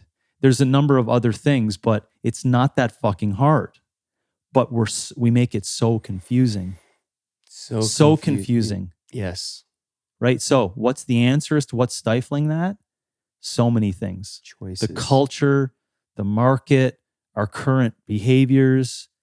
Like it's an endless resistance that I feel of the impact that we're trying to make. Yet these coaches leave my education and they get, to use your words, stifled as soon as they get in front of the market, because out of 7 people, 6 of them will go, "Who the fuck are you?" Like that, they're not saying that, but they're giving off that energy. So how do you essentially change that? That's what your question is. You're asking. That's like, I don't mean to use this, and I apologize if people have been or hurt in this area, but that's like trying to answer poverty. Right? That's not a simple fucking question, dude. That's very, very hard. So it's complex, and not that I haven't spent time on it, Cal, to try to think about what's that precipice, right, would change it. And I'll be frank with you. I have answered on other podcasts. I think something really shitty has to happen, and we have to have regulation. Which there's a lot of downsides to regulation on fitness coaching and professionalism, but there's upside to it as well, and people get really, their pants in a knot on that one, right? Because you think about what I'm saying. I'm essentially saying that there would be an obligation for all humans to do physical activity under regulation. You see where I'm going there, right? That looks very authoritarian. And I'm also meaning too that there would be a profession in society that would say that person is your medicine man. That's your guy. That's your holistic health coach. You go to him for leadership on what you should do every day in physical labor and work, and how to live the most effective life possible. You see what I'm saying? Mm-hmm. We used to have that in place, right? That used to be the personal trainer or the strength coach. We don't have it anymore. So that's why I'm saying that I'm not also afraid of saying like what needs to really happen, but it's a very uncomfortable conversation for a lot of people because of their fears of incompetency, and also they don't want to be told what to do. So what's the other option? Just allow a fucking free-for-all, dude. The medicine and sugar and everything will work itself out. Well, it's not doing too good right now. So a big challenge, Cal, for that one. Okay, well, I don't have answers to that either. But one thing I did want to touch on, you brought it up there, the communion with others, like the my family's example. Yeah, and like eating dinner together, and it's something that as our family gets older, Jake, he's a junior in high school playing basketball. He's not home a lot for dinner, right? And our other 2 are, and so we do try to make it a priority, right? But to speak to like what's the inspiration behind that? I know there's studies behind what happens in families that share that meal together. Yeah. Well, I just because you preempted with that, I wouldn't ask people to go and look for evidence of it. No. Because like we talked about earlier, you probably got to do it in order to see any of the benefits that come from it. So, I would just say that it allows a connection, and it also is inherently one of my biases in assimilation of nutrients. So that's generally what leads my biases in having our children sit down, because I know they're going to eat their food slowly. I know they're going to sit down and have a conversation around it and communion, right, of that. I know that they're going to probably give us a little bit of an assessment as to how they're doing and some insight into how their day was and like what we're doing right now. And it also indirectly probably gives them a concept of, without prayer, honoring the fact that we have food in front of us and that we should be grateful that we're able to fuel ourselves with this, you know? So all of those things are in my traditional practice why I do it, because I teach it as well. We talk about it all the time, food hygiene practices, right? And, you know, I think, you know, to put in something here that would sound like a signal of something that's virtuous. Have at it. Okay, well, I think if we were all to maybe gather with people and eat food that we all work together on preparing, we did more of that, and we did it more and more and more to the point where we started to recognize that it allows us to be in a really calm state, and we get to appreciate the food, and we see it as something that's giving us, you know, the nature is giving to us so that we can return that in good cognitive thoughts and the things that we do to this planet. I think if people started to think about it that way, we would turn a really nice leaf on this concept of bullshit, honestly, that's inside of nutrition, of hacking it and macro changes and diets and et cetera. We've just lost all of its beautiful simplicity. That, back to your point, this is why we try to do that Monday to Friday. And then 2 out of the 3 during the day on Saturday and Sunday, we want to all be together. So we try to get like 12 plus meals together at the end of the week where we sit down, we have conversations. Just to give you an example, this is common. It would be funny to some parents, but I have 2, you know, young girls. One's 10, will be 11 soon, going on 27, and the other is 13, going on 14. To give you an example, and Chloe, the younger one, says she leads the conversation. Right? She's very outspoken and funny and dramatic. And so she wants us all to go around the table and talk about our favorite and our least favorite part of the day. And so we have a conversation on that. So that in itself allows us to reflect on, like, how do I want them to see, you know, both Leanne and I have unfolded some stuff on that day that they're like, oh, that's interesting, Dad. I never would have thought that you would find that to be a down part of your day, right? And so then it brings up more conversation. So it's always the case that Chloe asks us to go around and do that, but then Hannah picks up something that one of us said or herself and starts to build a conversation of inquisition around that. So something I said the other day was based upon a podcast that I did, right? And then Hannah was like, so Dad, how many people are listening? And you can tell that her question came from more than just a number spot.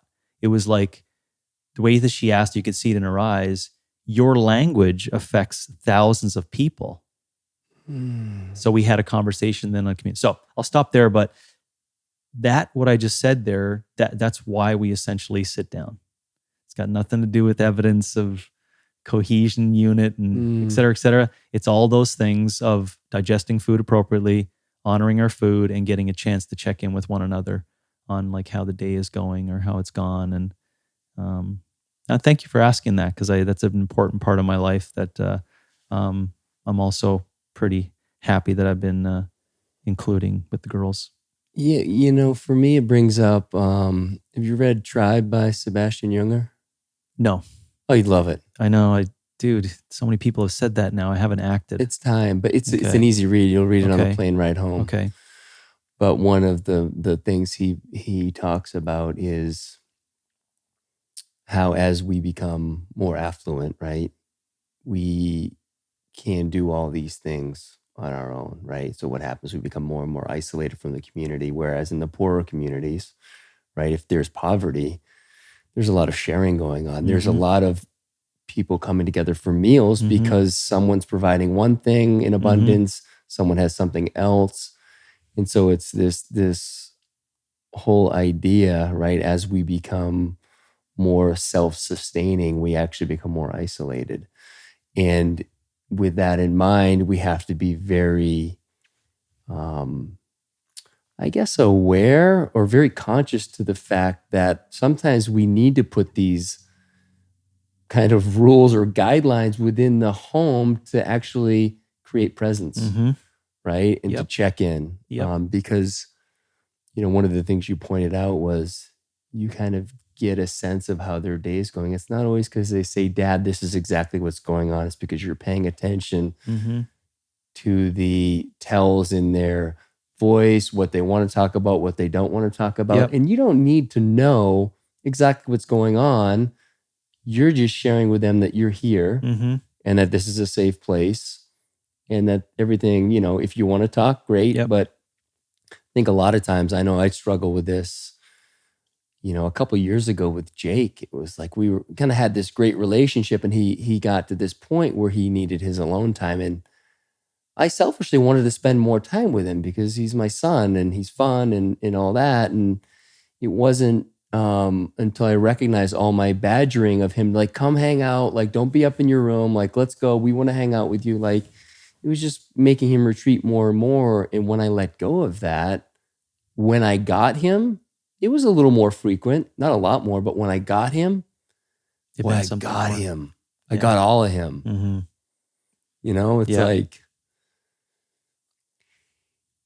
it's one of those things where, I just heard this last week, like we're so good at letting go of things that don't serve us, right? Like let's get rid of that because like the drinking problem or whatever, right? That's easy. But like I felt like I let go of this just wanting to be around him on that level. It felt like that, right? And I just let go of it. It's like, it's okay. Like it's not working. And as I let go of it, like it came back in such a, like when I had him, when he was there, he was totally present. He wasn't there just to check the box for Dad. And so just, they can sense it. They know. They feel it. And it's, they knew that you were unauthentic in you asking to be around them. Yeah. They knew it. They knew that you were doing it to serve yourself. Totally.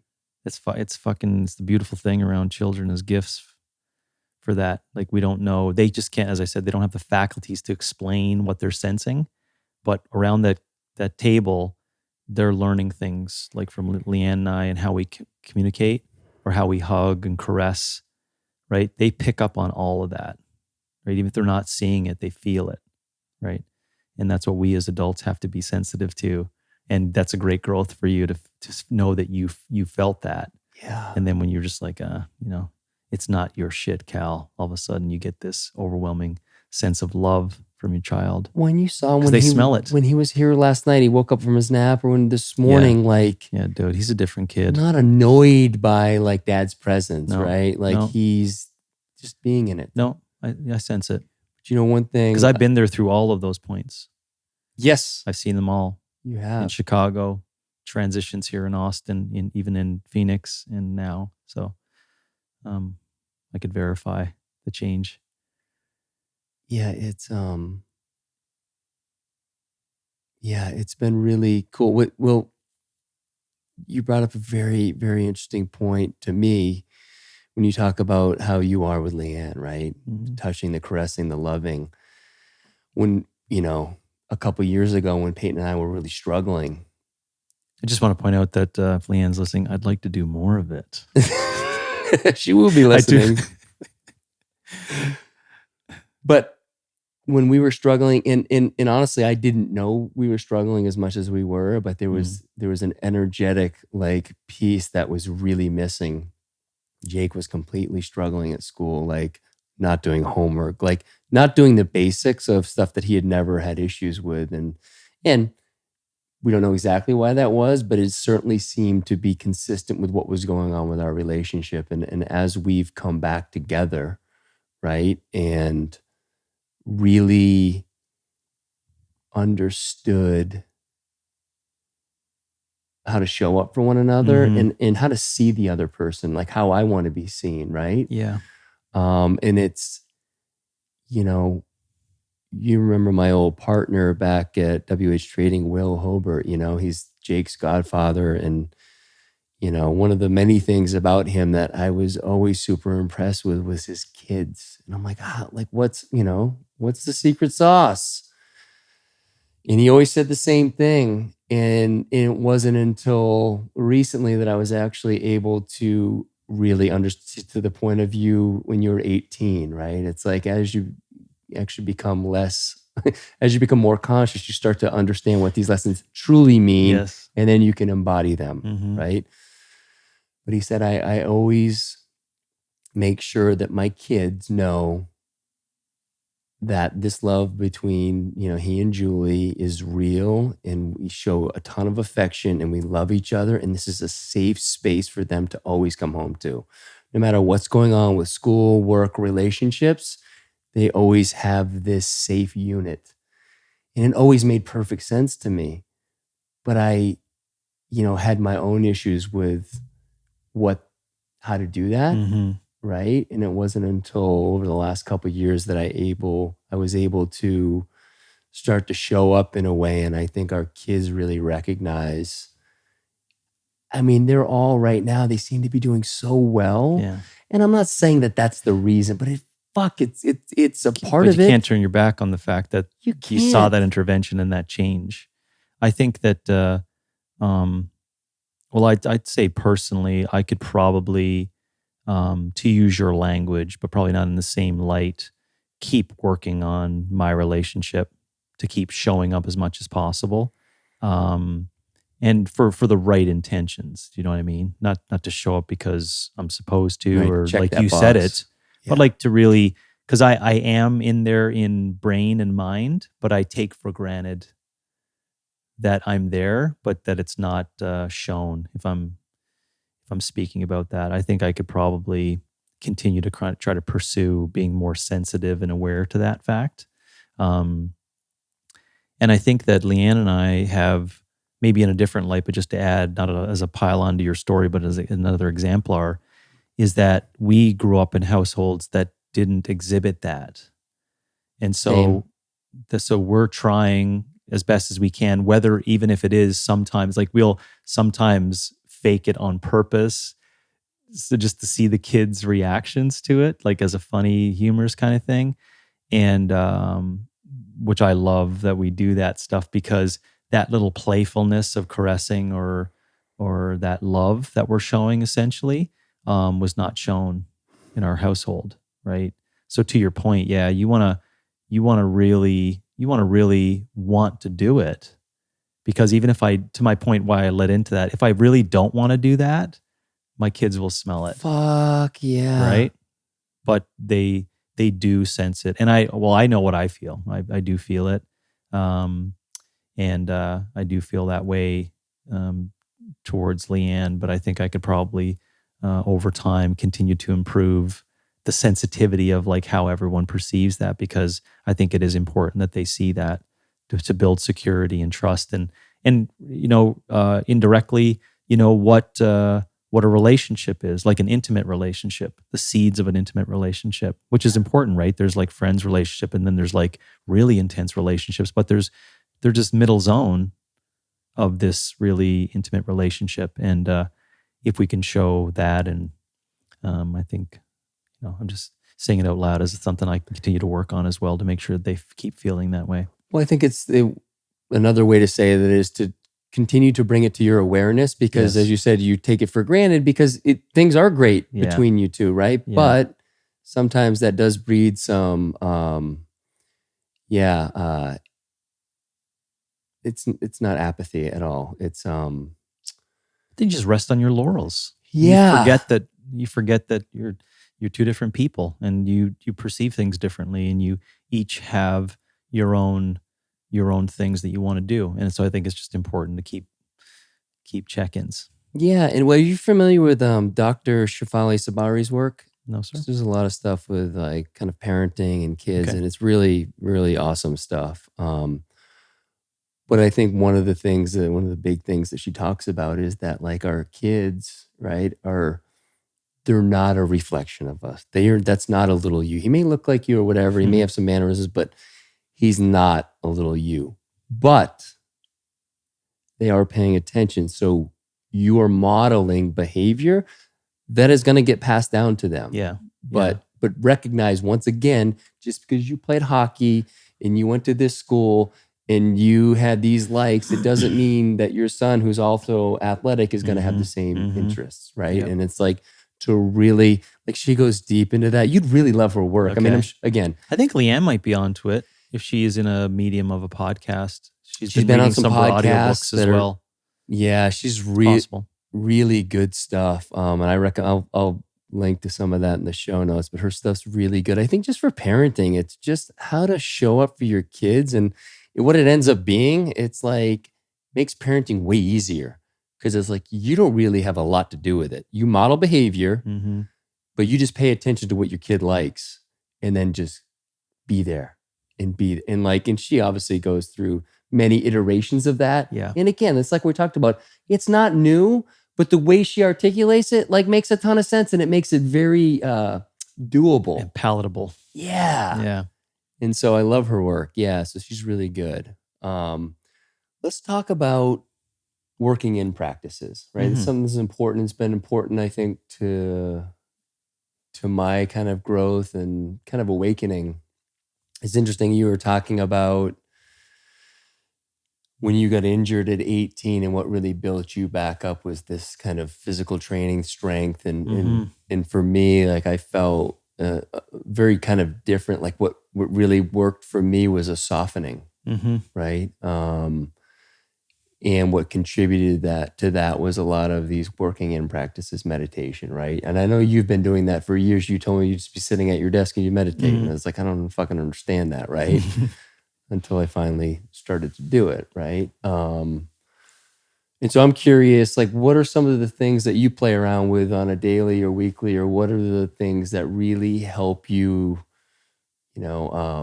what do they define working in as? Something that kind of makes you more whole, or, when we work out, we expend energy. It creates more of a reserve. Yeah. Yeah. I think in the way that we understand it as practice, I probably throughout the day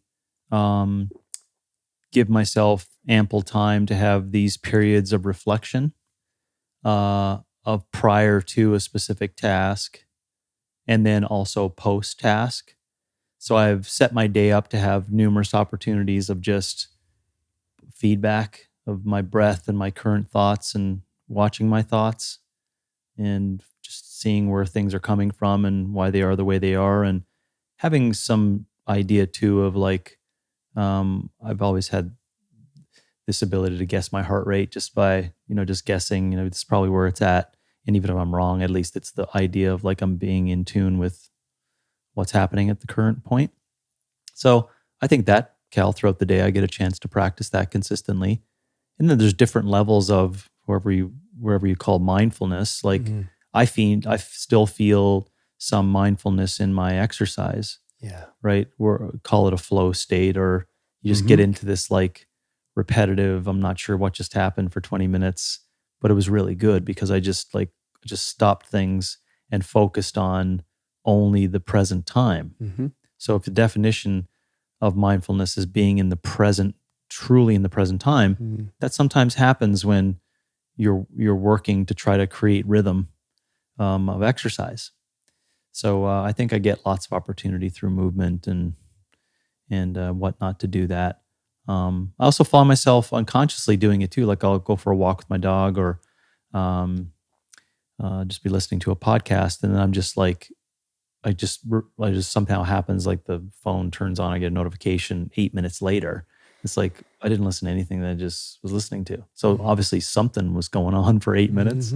So it was probably a chance too where it was just happening, where I had some of those moments. So I think that's probably the current practice today.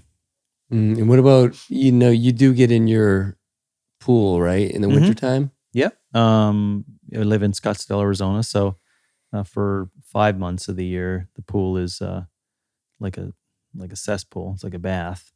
And then it's the complete opposite. So now it's like 54 degrees or 53 degrees.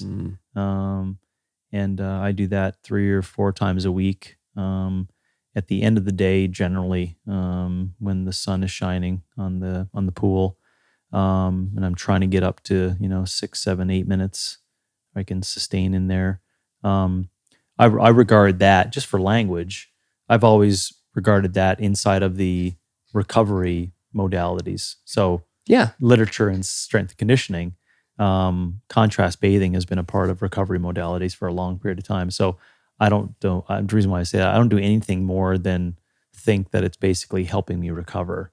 So Right. giving my immune system a little bit of a shock. And Well, and what's your practice when you're in there? Do you get to that meditative state where the breath is connected, I or think are you just yeah. trying to endure like the clock? Yeah, I think I'm probably unconsciously trying to keep it as cool as possible. Try to stay as cool as possible. If I'm making sense, Keep your shit together? I'm trying to just stay focused. That's what I'm probably thinking about during that time. So I'm not focusing on breath, but I probably do manipulate my breathing during that time. Yeah. But when I get in there, it's like as an example, I know that's the case because Hannah will come out and just be hanging by the pool, like, "Oh, Dad, it must be so cold in there." And and I would love to play and giggle with her. Yeah. But I'm just like, kid, I'm just holding it together. Yeah. I'm just holding it together here. Well, you'll have an opportunity later today after we work out, because my So excited. cold about plunge that. is 43 degrees. But there are clearly the health benefits, the recovery benefits, right? All the things that happen for the immune system. It's, cognitive thinking, like, it's been studied, but I also love the other part of it, that it creates a meditative state. Mm-hmm. Yeah, it definitely makes you focus. Yeah, and so it's kind of like you kind of kill a couple birds with one stone. It's like that's one of the practices, because I do think it helps so much with the recovery as well. That I try to make sure I incorporate that one, because I feel like it hits a few different things. Yeah, right? yeah, for sure.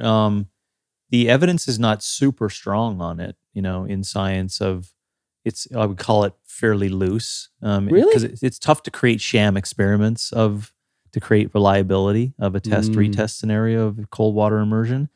And there has been numerous examples of some of the stuff that will come out of cold water research that they will, like the way science is shared, it gets shared, way too incorrectly to the public sometimes.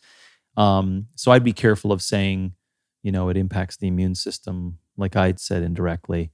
But the facts are that contrast bathing results in a possible increase in blood flow just based upon the hydrostatic mechanisms or our thermoregulatory systems. So when you get really cold, and then when you get warm, it's going to allow a lot of moving of blood.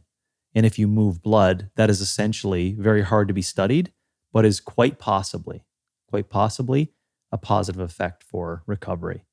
So with regards to all the other things, there's a lot of N=1 there. So for example, the immune system, maybe someone's immune system is quite strong or quite weak. So how do we determine an immune system score, right? There's been some cold water, I don't know if it's cold water or just cold therapy, has resulted in lessening the chance of muscle hypertrophy or growth, which could possibly inhibit performance. So it's basically, to your point, if you get some good things out of it, it makes people meditate. It helps move blood. It makes you get uncomfortable, and get comfortable with uncomfortable. That was your mantra with OPT. Get comfortable with uncomfortable. So if it does all those things, I don't think we need evidence for it. Just do it. And mechanically, right? Yeah. Like when you're in the cold, Mm-hmm. all the blood rushes to the organs, right? And it protects the organs. And then when you get into the hot, right, and you get out of it, it rushes to the extremities. Yeah, not all blood, but you are right. More blood flow. Pretty much where the blood flow happens. Exactly. Yeah. Okay. Just think of dilation and constriction. That's a hydrostatic mechanism and also a thermoregulatory thing. And it also can be a mechanical thing. Like we can actually, sitting in a seat for 5 hours on a plane, you can get blood pooling, right? So you can actually move your muscles to move blood around the body. I'm just adding another component to it. That is the reason why it occurs, or why it might be beneficial. Okay. Where do you see Opex 10 years from now? So I've known you for 10 years, so now 10 years forward. Gosh, good question. 2029, well, we'll be celebrating 30 years in fitness, which would be pretty cool, 1999 to 2029. We'll then be celebrating 20 years of CCP education, which would be pretty cool, because that's what we're going to celebrate next year. I did my first course curriculum in 2010. Mm-hmm. So in 2020, we'll be celebrating 10 years of CCP. 2029 will be 20. I hope to have 10,000 coaches that have gone through it. I'm just picking that number to say that it's more than what has gone for the first 10 years, which means we probably have created some good things on scale and in contribution and defining what I meant by big. Mm-hmm. I'd like to see a proliferation of Opex gyms. Yeah, how many do you have right now? We have over 40, 45 to 50, I believe. We're in the, we'll call it we just got past the honeymoon phase where we built up to 60 plus, and then we had to die off of some that just didn't work out, wasn't the right path for them as to what they wanted to do, which is like any new, idea and project. You're going to, over time, find who it really works for. And now we've really defined who this really works for. Mm-hmm. And so that will be a growth into the hundreds of gyms over time. So I'd like to have, a couple of hundred gyms. I would certainly hope by 2029 that offer that unique thing to that local area on professional fitness coaching, and a great fitness gym that'll be the last gym they'll ever be a part of. Mm-hmm. We'd love that to be out there.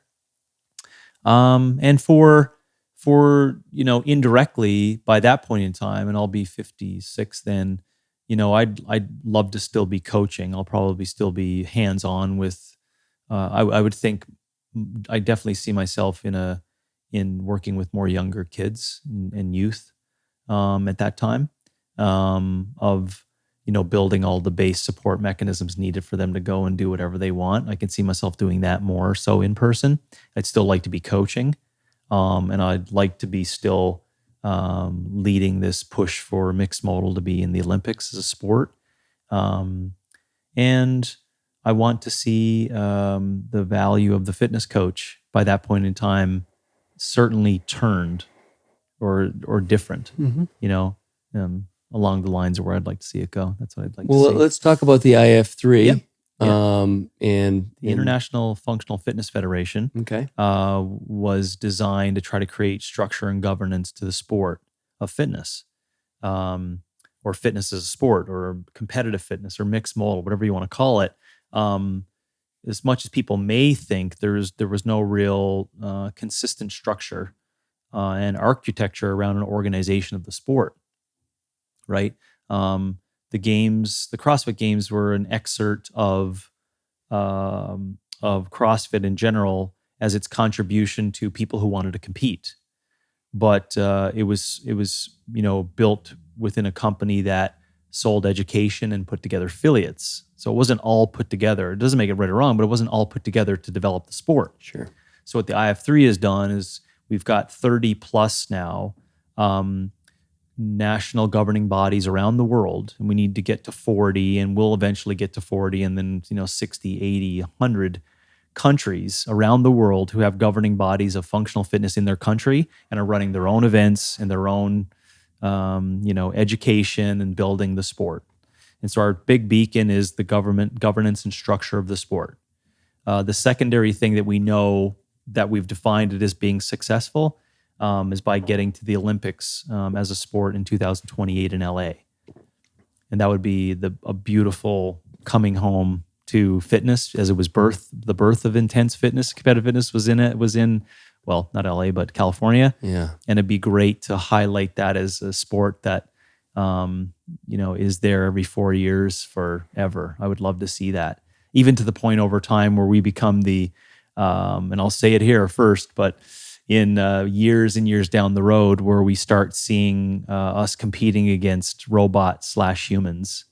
And our sport would be probably the most beautiful example of the mesh of humans and robots, or human machine combos, or humans against machines, or whatever. I think that would be an unbelievably interesting concept down the road. So sorry to sidetrack down that point, but that's what our growth for the sport is. It's to grow the sport, to create some governance around it, and that's another long-term plan I'm really excited about. It's almost, not a lot of people, I would say, not saying it's the right thing, but not a lot of people today get excited about 20-year projects. Right. But I do, and I'm excited about this one, and I have patience, and it feels really good to build something that is just feels right. This feels right to build it and to create the future for coaches and athletes for the sport. With that in mind, who are you finding is coming to support the organization? Well, those who really want to do it, honestly, because it's a nonprofit. None of us get paid for the hours service that we do per week to answer questions or design courses or put together manuals or travel to these meetings internationally to get ourselves out there. So when you have that in place, it's all volunteers. It's all people who just really want to build it.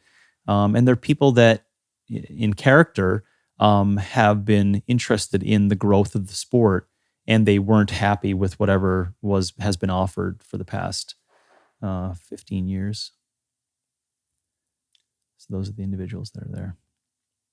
What about organization? Like, who are you finding who are your sponsors? Like, not a lot, simply because there's, because there's no money in it. There's no money for what our current product offering is. There is in the other group, right? And so they have really their hands on a whole lot of stuff for that. And we're not attracting all the athletes to come and do an event that's not going to pay them anything. No, I mean that this is the true amateur sport concept. It doesn't mean we're not going to have money to win. It doesn't mean we're not going to have regulation around that. But we do it for sport. We don't do it for. We're not doing it for commercial interest. Right. And I know all the nasty sides of sport and how you've got to partner up and mesh with that whole system and how money has to move around in order for it to succeed in an economic sense. But our sport right now has none of that. So we're truly our organic ground up. We're looking for, what I'm looking for is for a fitness equipment company to spawn off and to set up shop and to get behind us, because that's essentially a really great collaboration is a fitness equipment company that wants to grow the sport of fitness, right? Because it benefits everyone. It benefits the company to make fitness products for all the users. Mm-hmm. It benefits them to make the products for all the people who see those unbelievable athletes using their product. Mm-hmm. And it just feels good, as opposed to this false little red pill. Yeah. It's like, well, yeah, that makes money for you, but are we really selling it to the public? Should they really be consuming it? It gets into that whole ethical area around who should be sponsoring. Like broccoli can't sponsor IF3 or bananas. Right. As much as I'd love them to be, just there's no money in that. So, yeah. All right. One of the things you said earlier, you're talking about, you see yourself going forward, right? Coaching still. Mm-hmm. Right? So for one, do you feel that you'll ever go back to writing programs on a consistent basis? Yes. Okay. Yeah. I'll eventually be that old guy, really, in the gym. Is it because you have so much competency around it that it really kind of comes easy to you, and so there's an elegance to it? No, I wouldn't do it because it's easy. I do it because it's creative, and I do it because it challenges all of my self-induced reflections on what I deem as purposeful. Right? That's why I feel really good about coaching one person today. Like, and I don't care what anyone else thinks about that, but I give it 100%. And that's admirable for me, and that's worthy for me. I feel really good about that. And I've been at the other side of the equation with 80 plus clients online and 150 in person. That's real. Mm-hmm. And as I told you in 2009, that's still successful indirectly how you measure it. But to me, I always had, based upon the construct of a fitness coach, lots wrapped around with how many you work with or how much you do contributes to that, right? But I see myself in my 70s still coming to the gym and helping someone lift weights and put it on their bar. And if I can't do that, fucking take me behind the facility and shoot me. I don't want to be around. So I want to be there cognitively. Why, Cal? To your point, it's not because it's efficient for me, but it's a reflection of how important I find that time. So that one person and that one impact and that one comment, I think is admirable. I think it's worthy. And it's also the sense of the challenge inside of allowing them to get better, but also the sense of just the calmness. I don't know how to describe it, but it would just be such a great setting. Just showing up every day. Mm-hmm. Just showing up every day, right? I picture it like what's those and then eventually movies? I just the don't old show boxing coach is there. He's just he's 80 years old and he's showing up every day and he's coaching because it feels some young kid who's out there. And the kid doesn't know the impact until they're like 40 or 50, and the coach is not there anymore. Yeah, you see that with Mike Tyson had a great interview. Did you see that one with I think it was Dan Le Batard? Yeah. Talks about was it Coos? Cousy. Yeah. No, not his whoever his coach was. Yeah. It was like he didn't realize then, but just the love. It was the first time he ever felt love. Mm-hmm. And that was, Big Iron Mike. Yeah. That was a beautiful story. Yeah. But what about your kids though? Like, so. Yeah. So, well, in 10 years, one will be 23 and one will be 20. So what's it like today? Dads, who you are. Yeah. What do the girls ask you? I know I see them coming and playing in the equipment and stuff like that, but they know more about it. Are they asking for dad to write them workouts? No. Years ago, they would ask a little bit more, but I think their physicality and their current practices in sports and stuff, I think we may just not do it as frequently anymore because they do get lots of opportunities to be active. And they still indirectly come up with their own things really on their own. When they used to go to Opex with me more frequently, they would actually write up their own little circuits. Mm-hmm. Like, I want to do this, I want to do this. And they see their mom working out, all the time and taking precedent for herself for that. And they see me doing it. So it's just ingrained in there that if they want to go out and do it and practice something, they generally put it together themselves.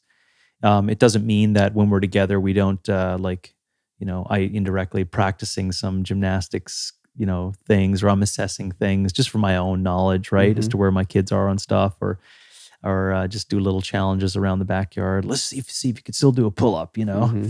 I always want them to still be able to do pull-ups. So it's probably a lot less structured than people would think it would be for mm-hmm. that. And I just want to let, I'll always be there if they ever wanted to be like, Dad, I want to get a little bit more interested in putting this together to help me. But I think what they're currently doing, Leanne and I just talked about last week, they probably need to do more recovery strategies and education on that. So, Epsom salt baths and wind down times and good nutrition and walking, these would be things that we may want to nudge a little bit more on, not necessarily the physical conditioning that I could share my talent to help them. That's interesting. Yeah. That recovery piece is really overlooked. Yeah. especially at that age. Yeah, and we have, I don't know the way they say it, but we have great kids. We're very grateful, very lucky. It doesn't come without having a great mom. Right. I should impart that. But they have good hours of sleep. We're talking 9.5 to 10.5 hours average per night that our kids have, right? This is for a 13 to 10-year-old. I'm proud of saying that too. We purposely try to put it in place to not mess that up. And as I said before, we try to get Leanne pack some fantastic meals for them for the daytime, and she makes a great breakfast for them that they all share together, and suppers are together, and then weekends are together. So you add all that together, that's a great recovery mechanism for allowing them to express whatever they want. Yeah, that we can add, but I think we can add a little bit more things to it, probably help them recover. Yeah. Well, the exercise thing. Well, the food thing brings up, I had mentioned this earlier in the week on something you had posted. You Are What Your Grandparents Ate. Yeah. Is that the book you read? Yep. Talk about that a little bit, because just your little synopsis of it reminded me of Robert Sapolsky. Oh yeah. Right? Yeah. Well, and why zebras don't get ulcers. Yeah. So in short, from the book, it was a collection of just information basically on epigenetics and nutrigenomics. Nutrigenomics would be a study of looking at how nutrition and nutritional behaviors can be embedded in the genetic code and passed on over time and generations. And the study of that, right? And that, of course, connects to the study of disease. And the seminal information that was inside of it that was important was Barker's work on nutrition in the womb, which I find just compelling because it's a very sensitive area. I'll just leave it at that. Yeah. So if you study it and you really look at it hard, there's a lot of things that I would say could be done for a lot of generations if we focused on a pre, during, and postnatal process. Okay, which fundamentally sounds it just makes sense, right? It's like you guys want, so you're telling me this, you want to adapt, you want to evolve, and you want to naturally select more appropriately, right? Is that what you're saying? Yeah, that's basically what we're saying. Okay, well, these are the rules. It sounds pretty simple, right? But we don't always follow by those rules.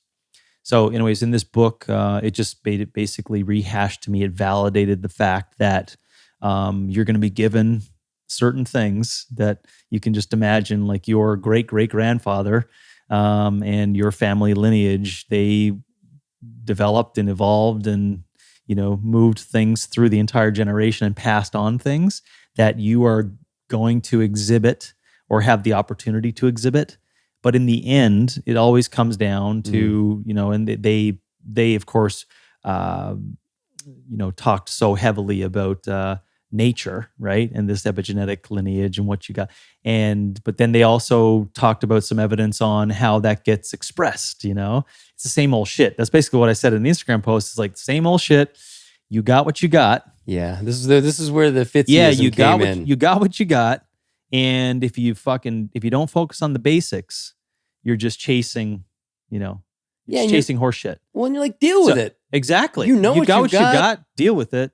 And a lot of things are fixed by the basic lifestyle guidelines, which, we say is all the things that are just natural and available to us.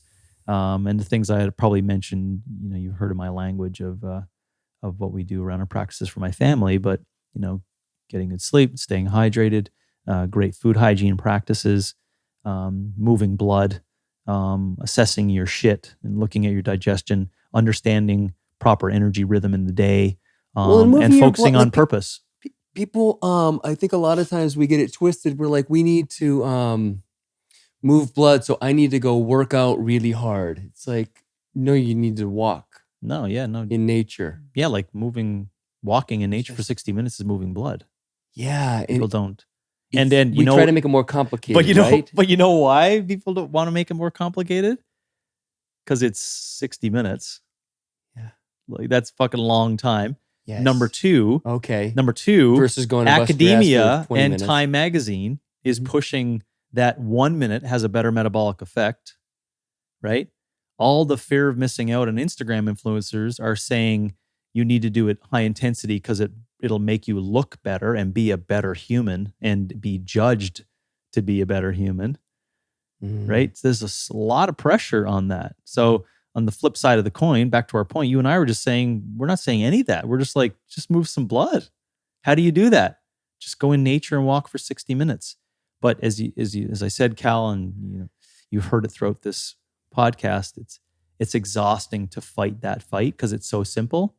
But it's ironically the answer. It's this solution to a whole bunch of problems. Yeah, well, I told you before that the working title for a long time of this podcast was "Working In," right? And I love the elegance of that versus or paired with working out, which I feel like to a large degree, certainly for a lot of my life, I had disregarded that piece. Yeah. And you feel the effects of that, and I think it's still often overlooked. And people want to do as you said, they want to see what's happening on Instagram, what's sexy, high intensity, this, that, and the other thing. And they're not understanding, they're not aligned to what their said goals are. My goals were always like, I wanted to compete in CrossFit for a while when I could, but then it was like longevity, but I wasn't doing the things that were supporting that. Yeah. I think back to your point, I think we're saying the same thing. I want to make sure we're not talking past one another here, but I just want to clarify that. I think it's at the goals where things go wrong. So people are saying one thing, but the system is not set up to have a longer conversation to flush out why they're really doing it. Because the real reason why a lot of people are doing it is to look good naked, decrease pain, or have energy. And all of those, no matter how you swing it, are incorrect intentions. Yes. You see that? Like that's, and we're not going to lay the word factual on it, but those are incorrect alignments. Yes. Like not correct. No. I don't know other way to say it. Like they're not the right connection to why you should be doing fitness. So don't come into a facility and just tell the trainer what you know he wants to hear. Oh, I want to live long and feel good and play with my grandchildren. Because you probably are essentially lying. Yes. Because you know that's what he wants to hear. And we know why you're lying because 2 weeks later, you're complaining that your workout is not hard enough. Yes. Do you see this? But the trainer's like, but you told me you want to live long and prosper, and I'm giving you the tools to build the things to get there, right? Totally. So you have to, and for those who need to hear it in a different language, I've talked about this often, but Peter Attia, MD, is a podcast. He talks about this in a different way, which I really appreciate, because I say things like, well, you got to have a goalpost, because this is what we say to the person, I want to live long and prosper, James, that's what I'm coming in here for. Yeah. Well, then the trainer needs to go, well, what does that mean? And you have to go there, meaning so the trainer then has to ask, so what does long mean? Okay, let's start there. Oh, till I die. When do you think that will be? How did you come up with that? To Byron's point, what are the truths on that? You see what I'm saying? You have to build the case of what that looks like. Okay, so you're 85. Do you think that would be good? Like I've publicly said, I want to exercise every day till I'm 85. What'll happen then? Well, if I fucking get there and I'm cognitively good and I'm moving around, that's an A+ in my category. So you got to say, what does that mean? Okay, is your partner with you at the time? You see that? Now I can add a whole bunch of this. So that means your kids are 65. Do you see that? You have to add all those things to it. Why? You have to surround the story and make it, which truly then gets people in alignment, right? It'll truly line you up. You'll know if you're full of shit. And if you do start building that story, what essentially will happen to that 32-year-old who's searching, right, and is saying, I just want to be fit and healthy forever. Yep. They'll meet that trainer who will punch them in the face with this truth. And I guarantee you, the next time that person works out who's 32, they're going to back off a little bit. Why? Because they're truly aligned now. They really are saying no, when I do some exercise, I know it's folly. It's a diversion tactic from me doing other things, right? But I'm moving blood, right? So maybe I should do it such that it connects to what? to me being cognitively efficient and moving at 85. Because any human will know that kicking the crap out of yourself for 3 weeks at 32 will not correctly align with you being orthopedically, mechanically, and cognitively really effective at 85. It does not connect. So I think that idea of the reverse engineering process of who's around you, who you're responsible for, and what do you want to do at that age, and what are you doing, right? So do you want to climb a mountain? That's why I use this idea like you've heard me say before. I want to have sex in the morning, climb a mountain with great mental acuity, right? And get to the top and just fall and die. Yeah. Right? That to me, that's the epitome of a life worth living. Resist entropy for the next 40 years from now, right? From 46, and be able to climb a fucking mountain. So if I can climb a mountain at 85, I'm probably cognitively efficient, right? I'm not climbing a mountain because I'm lost. I don't know where I am. Where's my pills the whole way up, Well, fuck it if I am. I'm still strong enough. But no, I want cognitive function, but I want to climb a mountain. And other things like Peter talks about eloquently as well. You may want to get to the ground and get back up. So if you do, what does that require, right? You may want to squat to get to the toilet. So you see, now you start building all these things. Oh, so you got great-grandchildren. Do you want to pick them up? Do you want to carry something for 20 feet? So you build this whole story around what that's like, right? And today, people are, as a 30-year-old, you're setting yourself up to be in a fucking wheelchair under medication when you're 85. That's the stark truth. That's truth, right?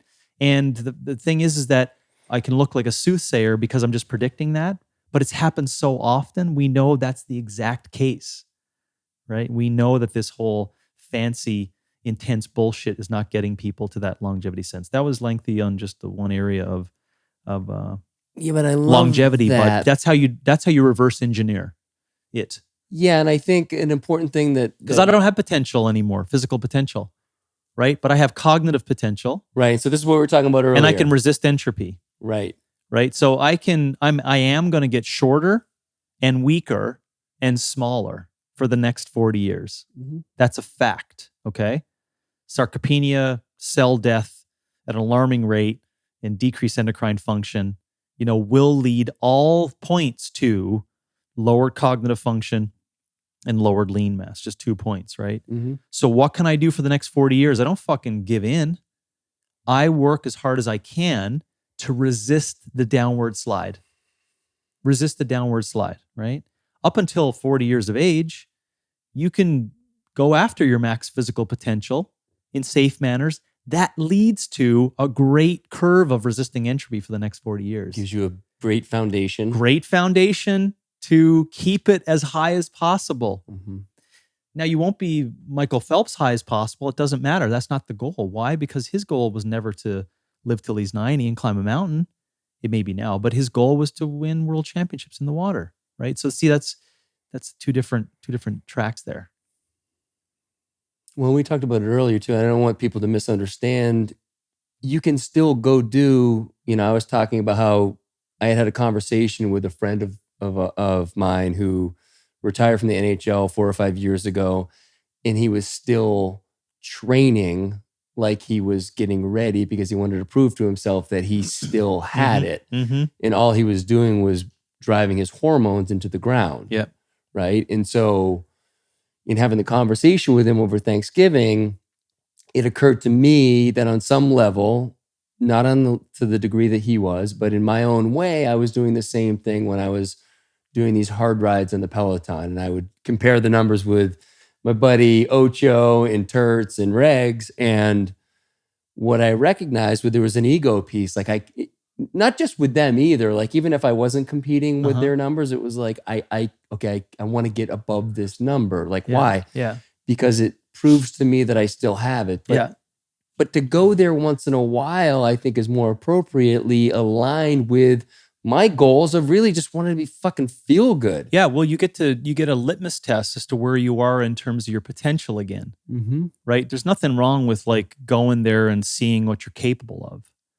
But doing it for 3 weeks every time I get on there. But you won't be able to. But what I'm saying is I was back into Yeah. that mindset. Oh, for sure. But I'm saying too that that's the beautiful thing around physical expression is you can continue to try to do that, Yeah. but you actually won't be able to. Sure. See what I'm saying? Right. Because it'll punch you in the mouth. Like you'll try to come back on the 22nd day and the bike will be like, come on. And you'll be like, no. No, and I felt that. Right. But I mean, that's the thing is that when you were 24, you're like, fuck you, bike. Yep. See what I'm saying? So that's the beautiful thing around trying to express it. Now, in the concept, just an interesting side note to that, I just had an online email back and forth exchange from one of my coaches about this exact idea. He asked me the question around getting, if he used the word being torn between physical expression and long-term cognitive function. And I said I was never really torn between the two. It's just that you have to recognize there's these patterns and principles that just make sense in place. You and I talked about this summer on our bike rides. It's why we went on a bike ride for 2 hours and why we didn't do a CrossFit work over 10 minutes. Yeah. Right? It just makes sense physiologically why so many people, this is the thing you need to think about. Why don't so many people choose, like, for example, let's use a Peloton idea. You don't see the idea of a boxer showing up in your house and kicking the shit out of you, right? That's not scaled as a good viable exercise program. You and I are giggling at the idea, right? You just imagine a Mike Tyson, spawn, 3,000 of them sent to homes just to kick the shit out of people. But that's essentially what intense fitness is. Except you're doing it yourself. But my point is that to tie back into the intensity and self-reflection that'll come to, it's the reason why we choose aerobic activities and cyclical activities as we age. It's because it allows us to try to push the narrative a little bit. Do you see what I'm saying? It changes kind of changing the rules of the game because it's right. Yes, because you can express it a little bit more. I can't do the burpees like I used to, but I can ride a bike still. Dude, boom, you just got it. Now just take the burpees to 100x.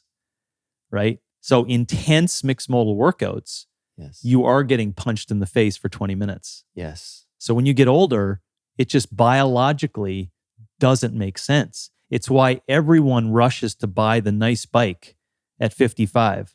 No one rushes to the powerlifting or the boxing gym. Right? And so everyone will be like, oh, James, I heard you talking about, my gym is full of people at 55. Okay. Right? You're not selling 1 million Pelotons overnight, though. Do you see my point? Yes. Right? So there's a reason why people go there, because it's a controlled contraction. It's aerobic in nature. It has no eccentric contractions, but it allows you to test yourself a little bit in terms of controlled measures. This is the reason why safely, exactly more safely as you age. Exactly, which I find really appropriate for this conversation for people to hear, just so they don't get lost on. So you're telling me I don't need to be intense? Right. Like I never said that. Right. That's why I wanted to bring that up, that I can still go there. Yeah. Because listen, I've been hiking in Scottsdale for a number of years, not so much recently, but years ago, I remember hiking a trail there that took 90 minutes, and that's tough, right? But it's 90 minutes, and I was sustainable. It was aerobic, and it was sunny and sweaty. It was fucking great, but it was challenging.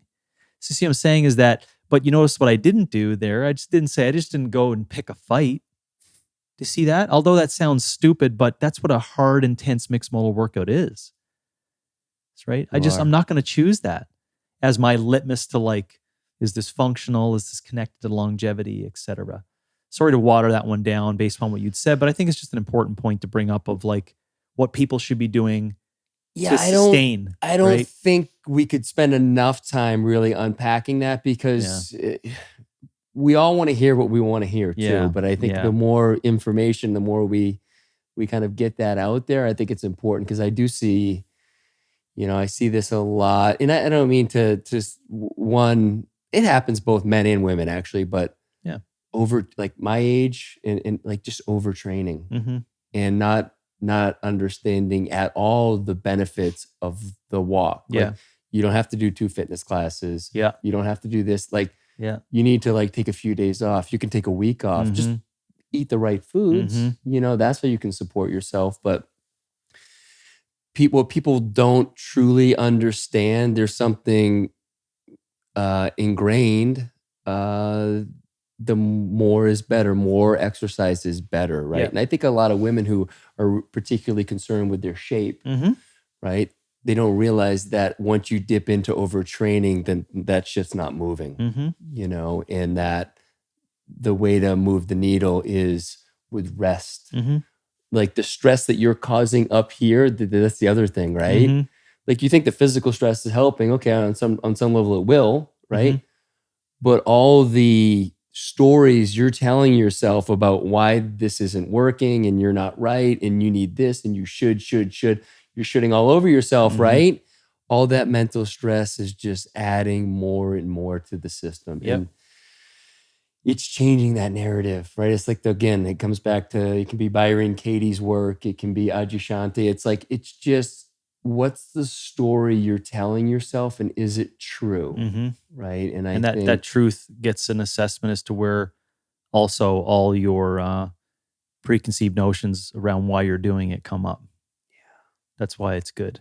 Because the to your point, I always, knee jerk have a reaction to that one because a lot of people still think that it's the work that gets you to lose weight. And I would say you need to back up like 8 steps and say, who told you need to lose weight? If people go there and spend a lot of time there, they'll start recognizing the solution is not that hard, but they just confuse it with so much shit that can be sold, right? And that's admirable, like suffering.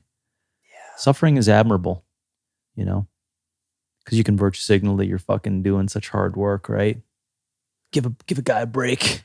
It's like, no, really, that's actually dumb. That's actually not intelligent. Let me tell you why. But it takes a long experience to teach someone that, right? Yeah. So, because the secrets would be that, and here they go. Get ready if you want to write them down. It's not what you do in the gym that results in that metabolic adaptation or changes. It's cognitive function and biochemical stuff that just happens inside that you can control. Well, it's interesting. You talk about someone who has this idea that they're overweight or they need to lose weight or whatever, right? Yeah. It brings to mind for me, I had mentioned him before we got on, Peter Crone is the kind of they call him mindset architect or something like that. And he was telling a story about a gentleman he met who was a smoker. And Peter was telling him, I was coaching some PGA guy at the time. And he's like, I'm a mindset guy. He goes, well, tell me why I should quit smoking. He goes, well, there's nothing wrong with smoke. Smoke is not bad. He's like, well, what do you mean by that, right? And like completely changed the paradigm for him. He's like, well, you don't have a problem with smoking because smoking in and of itself, like it's not really bad. Like it can be bad, just like anything, right? But arguably, like you can smoke and be fine. Said, but when you believe you have a problem with yourself, and if you don't fix that, what happens? You smoke, and then you have judgment around that. And so what happens then? Well, you need another cigarette.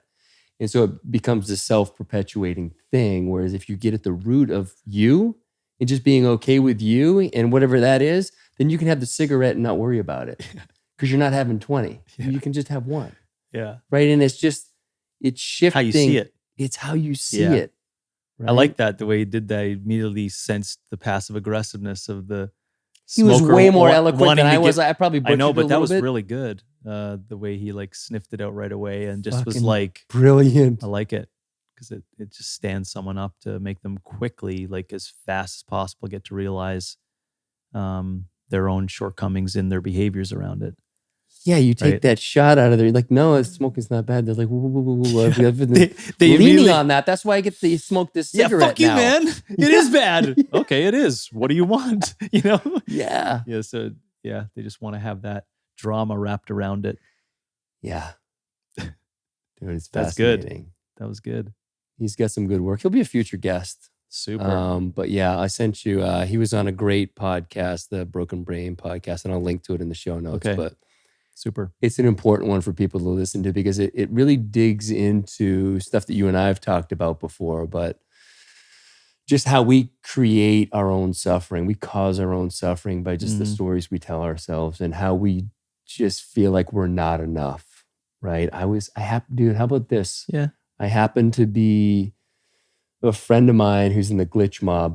They're a kind of a DJ band. I don't know how to describe them, but he's a musician, and he did a collaboration with Ram Dass. And so it was an old Ram Dass meditation, and he put music to it. It's fucking amazing. It's called Imagine, and I'll link to that in the show notes too. But I'm listening to it last night. I was in the sauna, so I was doing this meditation. I've heard it maybe 25, 30 times. I get to this one point, and he's basically setting you up through the meditation to have you understand that you are connected to all things, that the universe is within you, just like it's within you and it's within all things, right? It's this sense that God's everywhere. And if you don't believe that, you should listen to him because it's pretty compelling, right? But I happen to believe that. And he gets to the point and he says, okay, now basically disassociate from yourself and look at yourself as you would observe another thing, and like in deep investigation, right? Now look at you, look at that thing with all its fears and its desires and its wishes. And it finally occurred to me like how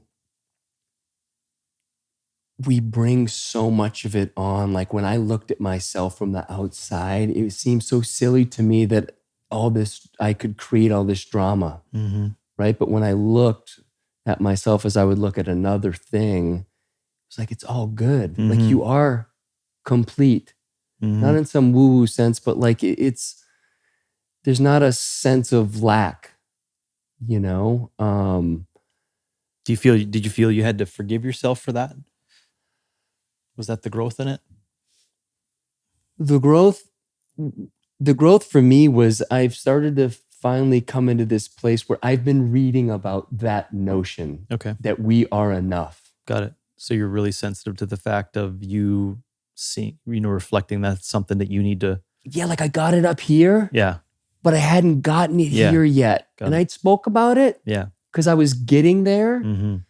And I felt like last night it all came together for me. And I was sitting in there crying just because it's like, oh my gosh, like that's it. Like no matter like what happens, like I'm good. Doesn't mean I can't try to improve on things. Yeah. It's not that. It's not you just stop shit. Yeah. It's that you don't do things out of a sense of fear of not being enough. Because I think that can drive a lot of behavior. Yeah. And sometimes good things come out of that. I'm not saying it doesn't. Like I have lived that way for a long time. Yeah. But that's based in fear. And that's a scared energy versus I'm enough and I'm working on this stuff and I really want to learn about whatever. It's like just being open to what happens.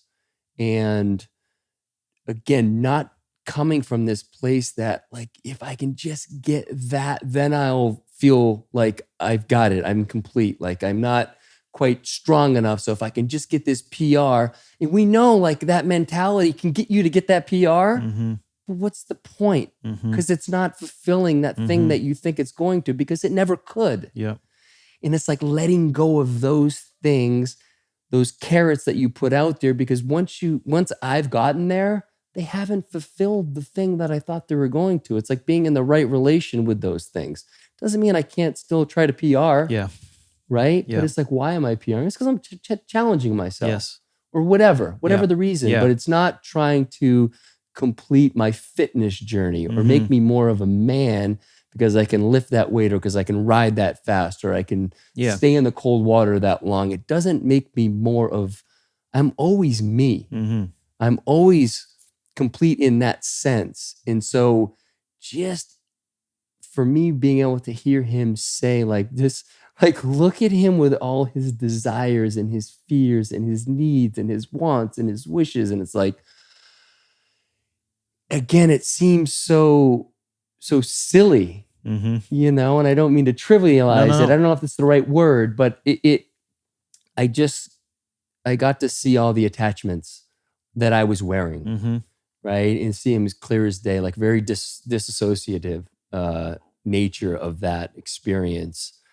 That's That's why I asked you about the forgiveness aspect, because as it may have, all those previous ideas or stories may have served you, and you didn't, besides just the pain that you have felt long term, it probably, warrants a little bit of rehab for yourself, but you've built a great family and a lot of great friends, and you've had some significantly positive impact. So I'm just asking you about the forgiveness aspect, based upon that, because that armor, whatever that was, that story, that did serve you.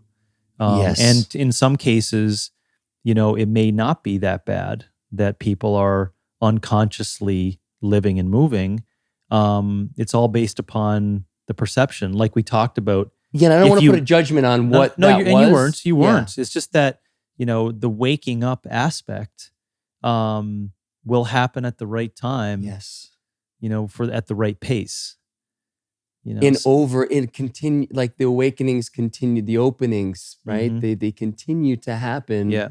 Hey, you got to believe in that there's a right time for it. Yes. It's very easy to say, but because some people are suffering, or some people may be not even connecting to the concept of it, but there is a right timing for it. I don't know that I would have connected to that concept 2 years ago, but to your point on the self-forgiveness, like, that has been a very big part of my practice. And so I think just intuitively now, like, I almost somewhat bypass that piece, because I already know that, like, whatever's happened in the past, like, I don't beat myself up about it anymore. I know it's like part of the journey. Yeah. Like, the wearing the armor, that was important for me to wear it for so long, so I know what it really feels like to take it off. But if you've never had the armor on, yeah, it's like we were talking about offline, like the wounded healer. Mm-hmm. Like, there's so much to benefit from those wounds. And I feel like whatever wounds I've had, that's informing my path going forward. It's not something I've read. Mm-hmm. Now, something I've read may have played into me being able to articulate what I've experienced. Yes. But, the idea of the wounded healer is, really someone who has had some experience that allows them to speak and teach about that. Like, they have life experience in what they're trying to, in their area of competency. Yep. Right. And we've talked about this a lot, like life experience.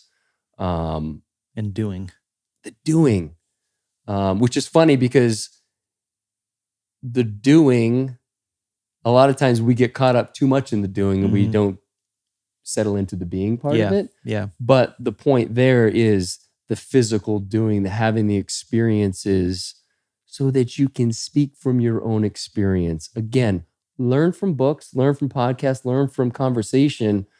But until you've walked through that fire, it's tough to... I don't really know. Like, and you can read it from someone. Oh, yeah. Someone who's been there and someone who hasn't. You can tell by their language. You could feel even their sympathy energy through it. And it's like, you're full of shit. You can look on Instagram. You have no life experience. You have a lot of great buzzwords, a lot of little hashtags and little arrows, and the double click this and double click that for tag a friend. Like, all those tricks. Like, have you really lived? Because if you 25. Have, when you're 25, like, you're going to tell me about relationships when you don't have a girlfriend or business. You've never been married. Again, it's like, if there's one thing I could impart upon people, right? I would love for them to just pay attention to who they're learning from. Like, have these people really been through the fire? And are they honest and vulnerable in sharing that? Because if they aren't, find someone else to learn from. Or at least to find that context from. And again, the only way you're really going to learn is to go through that process yourself and to have that experience. It's like I told you earlier, one of the beautiful things that Adyashanti offers is, don't speak upon things that you don't have direct experience. And I think what he means, like, don't literally not speak about it, but know when you're talking about something, when you've just learned it in a book or in a podcast, and when you've actually experienced it. And when you've really lived it, then whatever your truth is, that's your fucking truth. And you can stand behind that, even if someone has had a similar experience and had a completely different truth. Yeah.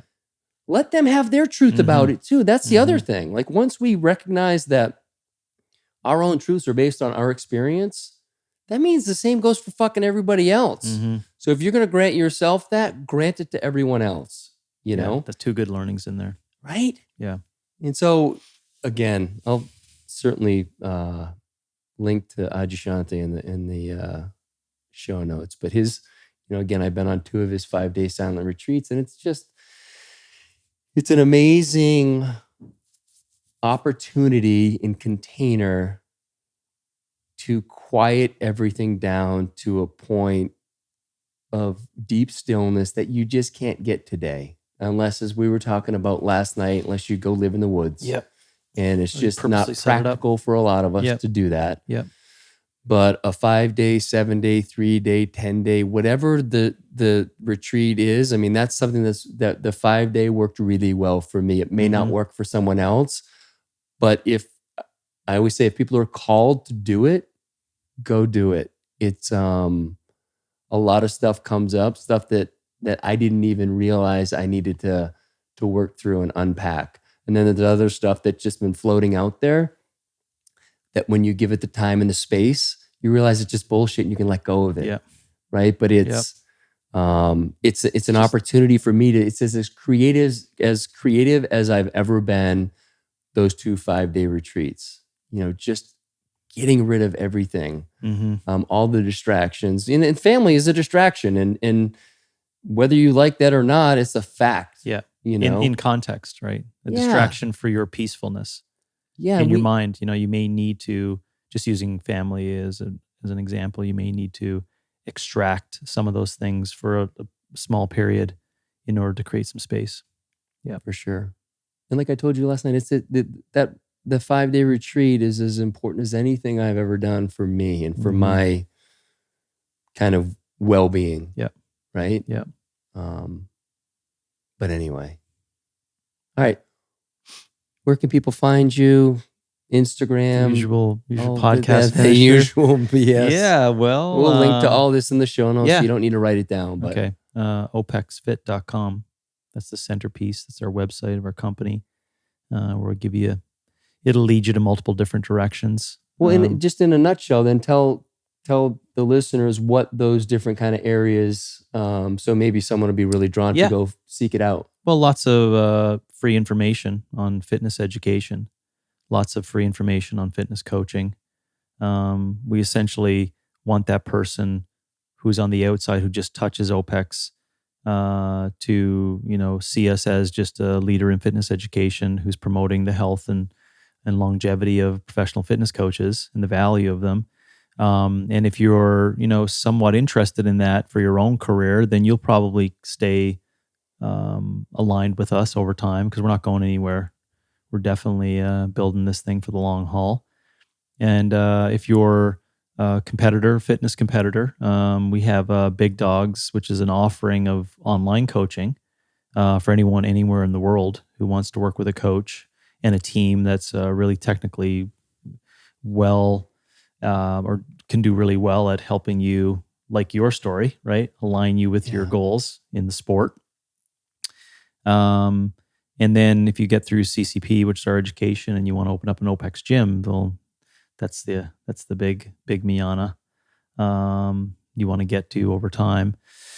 And there's, as I said in our conversation today, there's subset areas you'd have to search outside of Opex. The Brand X Method is a company that I've been involved with the past number of years now to help build youth fitness.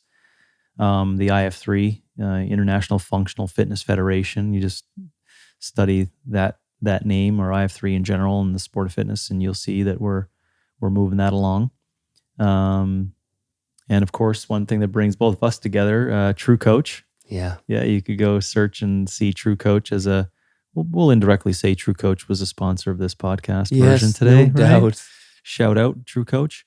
No, but they have an unbelievable platform for coaches to connect to clients, and how we do that in program design and all the data that we keep in that relationship. So go there. Instagram, JFitz Opex, JFITZOPEX. And I'm on Twitter with the same handle. On Twitter, I just post podcasts, what I listen to. But I am in that universe, that crazy Twitterverse. Mm. And on Facebook, post lots of stuff around what's happening for coaching and education, because a lot of my coaches are friends with me on Facebook. So they keep in contact what I'm up to. And yeah. Awesome. And you can email me too if first time you've heard about me or heard of me. If you're still that kind of a person who doesn't mind stepping up to the plate and asking some questions, james@opexfit.com. I've never not answered any emails that were sent. I love the conversation. Most people have really good questions to ask. Could have been something I said here today or something you're interested in. I could point you in the right direction or help you out. And I would even recommend for people, if they do have questions, to comment on where this is posted on Instagram, because as you know, our group will post this as well. Someone else may have the question. Yeah, for sure. And it's great for them to be able to see the interaction. And yeah, for sure. Good point. Yeah, for sure. I'm on top of that. I'd be more than happy to answer your question. Awesome. Thanks, brother. I'm glad we did this. Yeah, this is awesome. Very Awesome excited for you. Looking forward to seeing where this goes. Thanks. Love you, brother. You too.